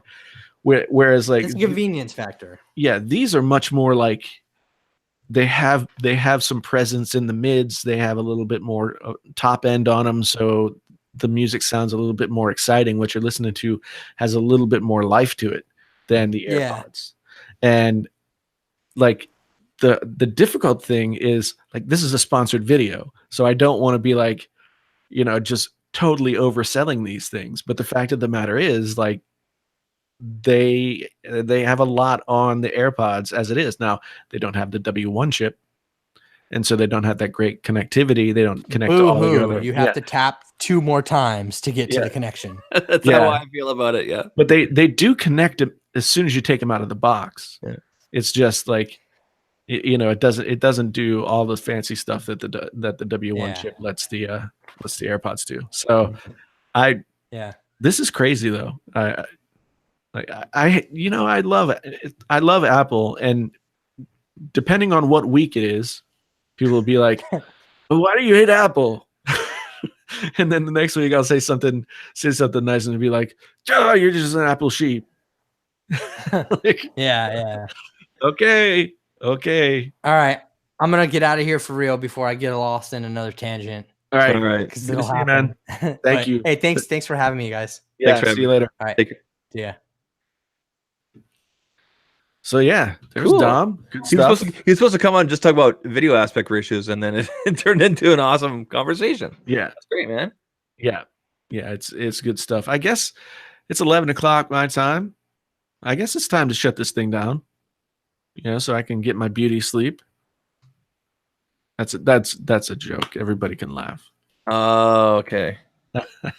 You never got to answer the question. I asked Don like top 3 cell phones, top 3 cell phones, and then we went to a different direction. And then I was going to ask you, and then I was going to say my top 3. So based on your usage, Yes. what are your top 3? No particular order, I guess. Well, I mean, I guess I could go along with Dom and say any of the iPhones. Yeah, but because you've used both. Yeah, but I really like the really like the 10R. And it's something about the way it fits in my hand. It's little things that I like enough to not really care that it doesn't have the fancy OLED screen or extra camera or whatever, blah blah blah. So the iPhones are definitely up there for me, and I'll go far enough to say like the 10R is one of my favorites for this year. Okay. I mean, I didn't end up getting a lot of phones this year. Yeah, you did. Well, you got the Note, you got the Galaxy, you got. Yeah. I mean, I didn't get the LG phone. I usually get the LG phone. I thought you did. Oh no, you did a rant on it with actually. I did a rant on it with the fact that they were charging $900 for it. Okay, but anyway, go on. So iPhone, any of the iPhones, two more. Keep 2 more. Go. Let's see. I want to put the Pixel in there somewhere, but there was too much about the software experience that was negative for me to be able to put it in there and feel good about it. And I feel like that too. I'm struggling doing my review with this, and I'm thinking of making that my review, which is this is an awesome phone for taking photos. Right. That's all I can really say about this. So I'm going to go with a phone that I haven't actually used. Okay. But I like that it's come into the market and is a potential like real disruptor of the status quo. 6T. And that's the 6T. Yeah. I just like the fact that that's still like a $500+ phone, and it offers as much, and in some cases more than the flagship phones that cost twice the price, and now it's available in the US.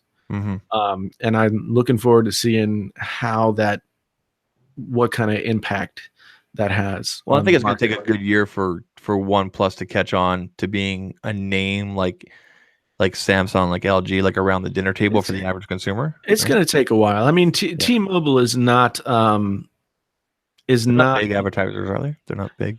I mean, they do the advertising thing and all that, but they don't have the customer base that AT&T or Verizon have. Okay. Like if OnePlus could have gotten a phone on Verizon specifically, I think that the OnePlus phone would be just crushing everything. Well, I think T-Mobile is probably just a stepping stone, right? Yeah, I mean, yeah. It's not like it's not like they're exclusive. They need to get into the market, and that was a way in. Yeah. And who knows? I mean, with the merger, did the merger happen, or is it still happening? Or I don't know, to tell you the truth. Yeah, I mean, I just haven't heard it very much about it. So any of the iPhones, OnePlus 6T and Note 9. Note 9, yeah. Okay. Note 9 is the most complete smartphone of the year, from soup to nuts. It's got the battery, it's got the screen, it's got the functionality, it's got, there's just not a hole in its game. Yeah. And if iPhone just didn't, iPhone just works better for me right now. And if it wasn't for that, the Note 9 would still be my everyday carry. Yeah.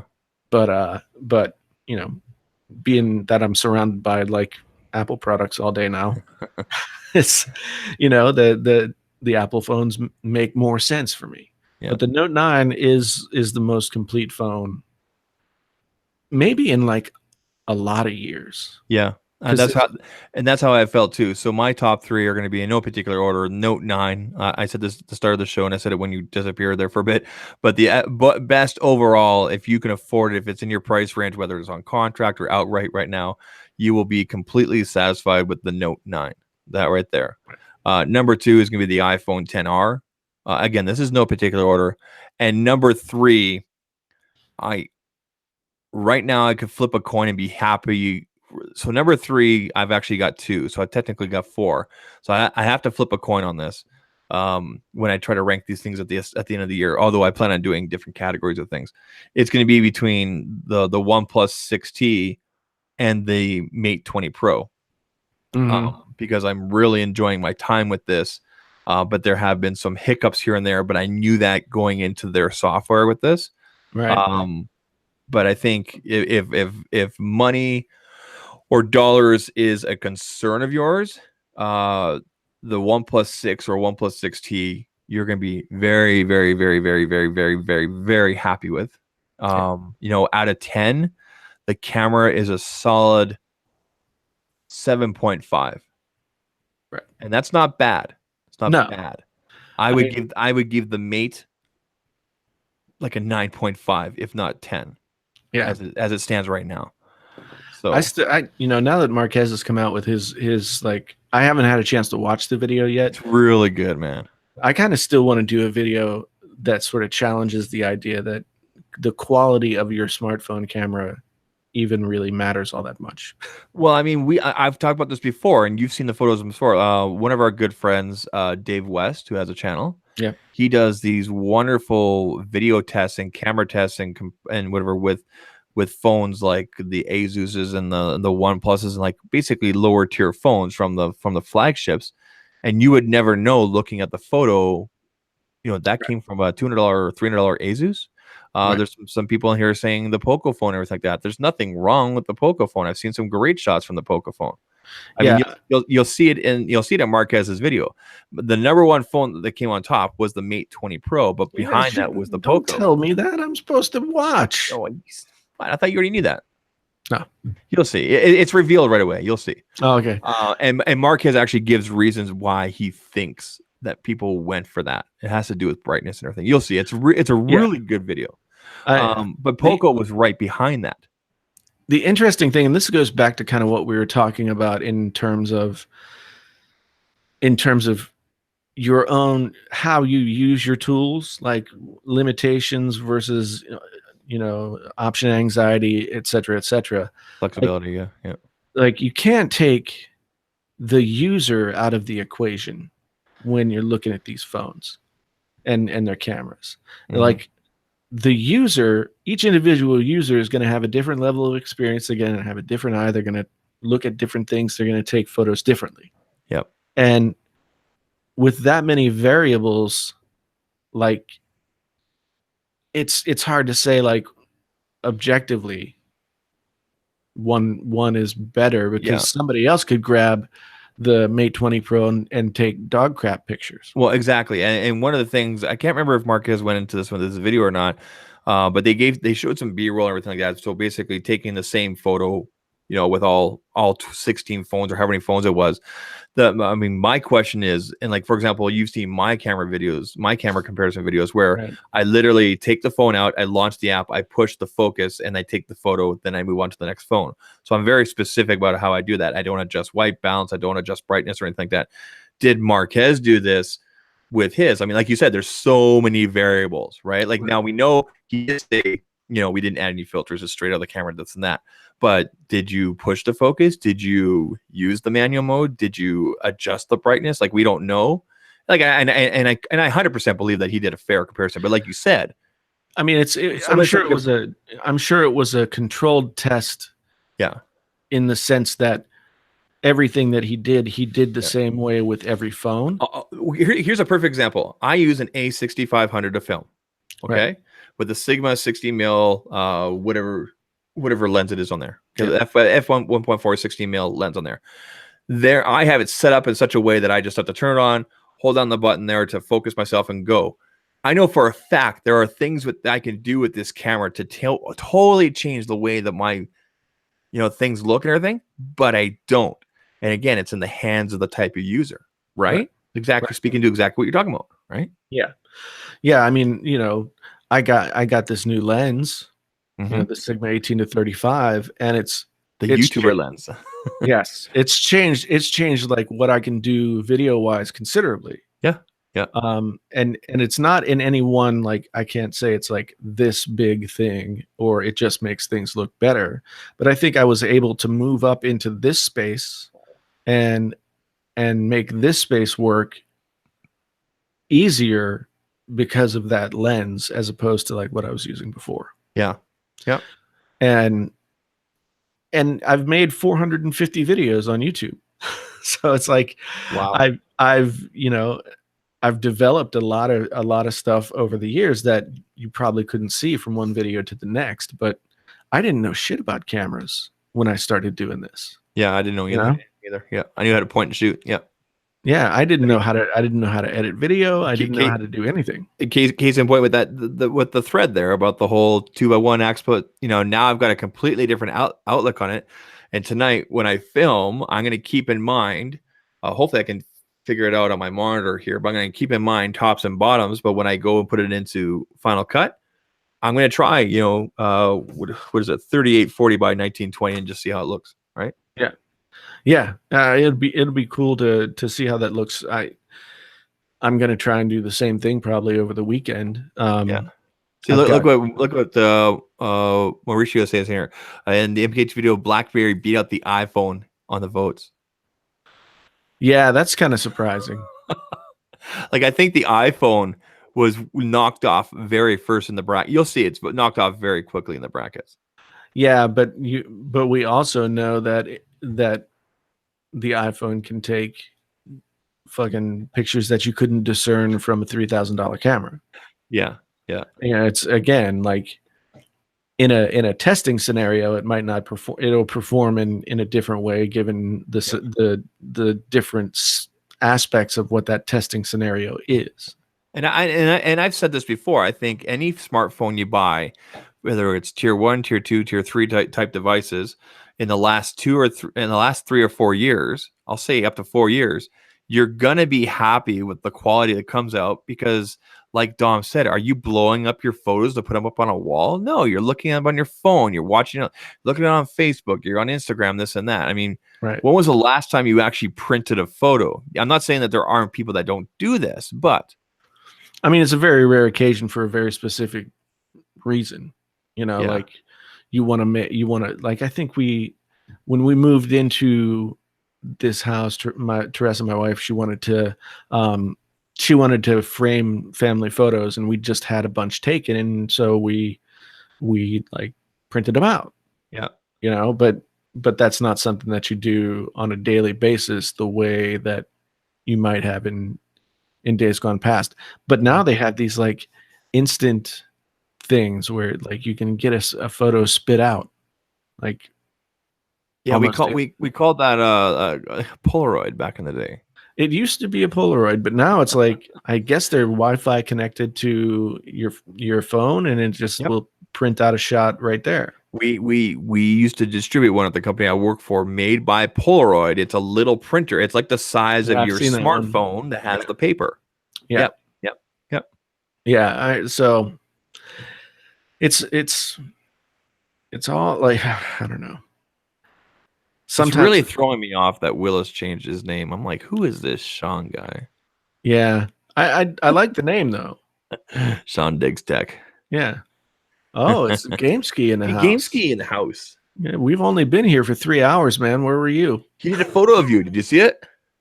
I've seen it. Yeah, definitely. It's great. He's done photos of like everybody, and like they're really good. He's a talented mofo. He also got one of those arcade 1-up things. Yeah, I saw that too. Yeah.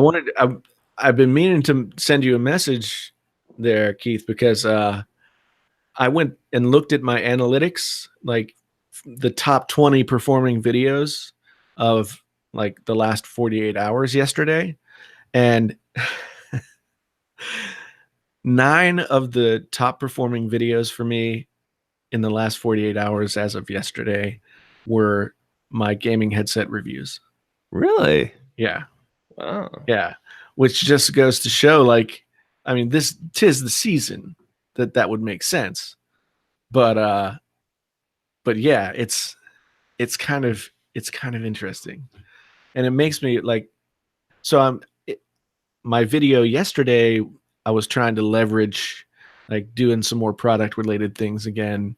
And yeah, so I'm going to do a little bit of that and work it back in. I think I kind of got on I got on something that was working and I just kept working it. And that's what you're supposed to do. But after the fact, I recognized that there was stuff that I used to do that I was successful at, or things that I still wanted to do but hadn't done yet, that I was not thinking about because, yes, iPhone videos get views. I don't know why people think this is some sort of conspiracy. Oh, I got to show you something here. I'm going to share the screen. You got to see this. All right, so there's your results. Should there be a Painfully Honest Tech podcast on Christmas Day?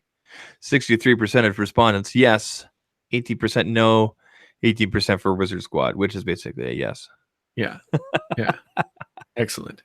So I think we should do a very short, maybe even delay it by an hour than normal, so it doesn't interfere with family time, right? And just show like what kind of gifts we got.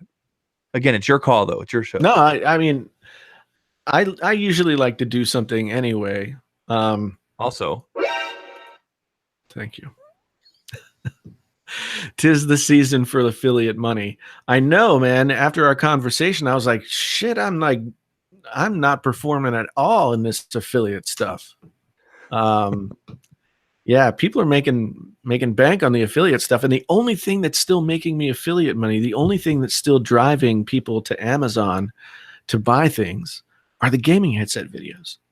Like, none of my videos from the past year are driving it. It's a big market. So, yeah, maybe you need to do a gaming headset video at least once or twice a month. See, I want to do. That's 24 headsets a year. There's not 24 headsets that are worth reviewing in a year. Yeah, I was gonna say. But it's one of those things where there are things that I want to do, and I know Keith Gamesky just he came out with a best of video recently, and it's doing really well. The only time I really look at gaming headsets is when I go to Best Buy, and mostly at Best Buy it's all the same stuff. Mm-hmm. So I might have to get some guidance from the master on where to go. But yeah, I guess it doesn't matter if I want to do a top 10 video and it's still, basically the same players, then or a top 5 or whatever. So anyway, that's inside baseball, folks. Sorry. Anyway, we should get done with this thing. We've been going quite a while. I guess we did make up for last week. Yes, we did. We did. Thanks to everybody who's hung around. Thanks to everybody that was here before. Thank you, Solid Snake. Sorry, I won't do that again. I'll turn that off. I don't know how that happened. That was weird. We'll be back next week with another episode of the Painfully Honest Tech podcast. But until that time, say goodbye, Zach. Goodbye, Zach. And my name is Jason, sometimes known as the JTL. This has been the Painfully Honest Tech podcast. Podcast so honest it hurts. And until the next time, we are out.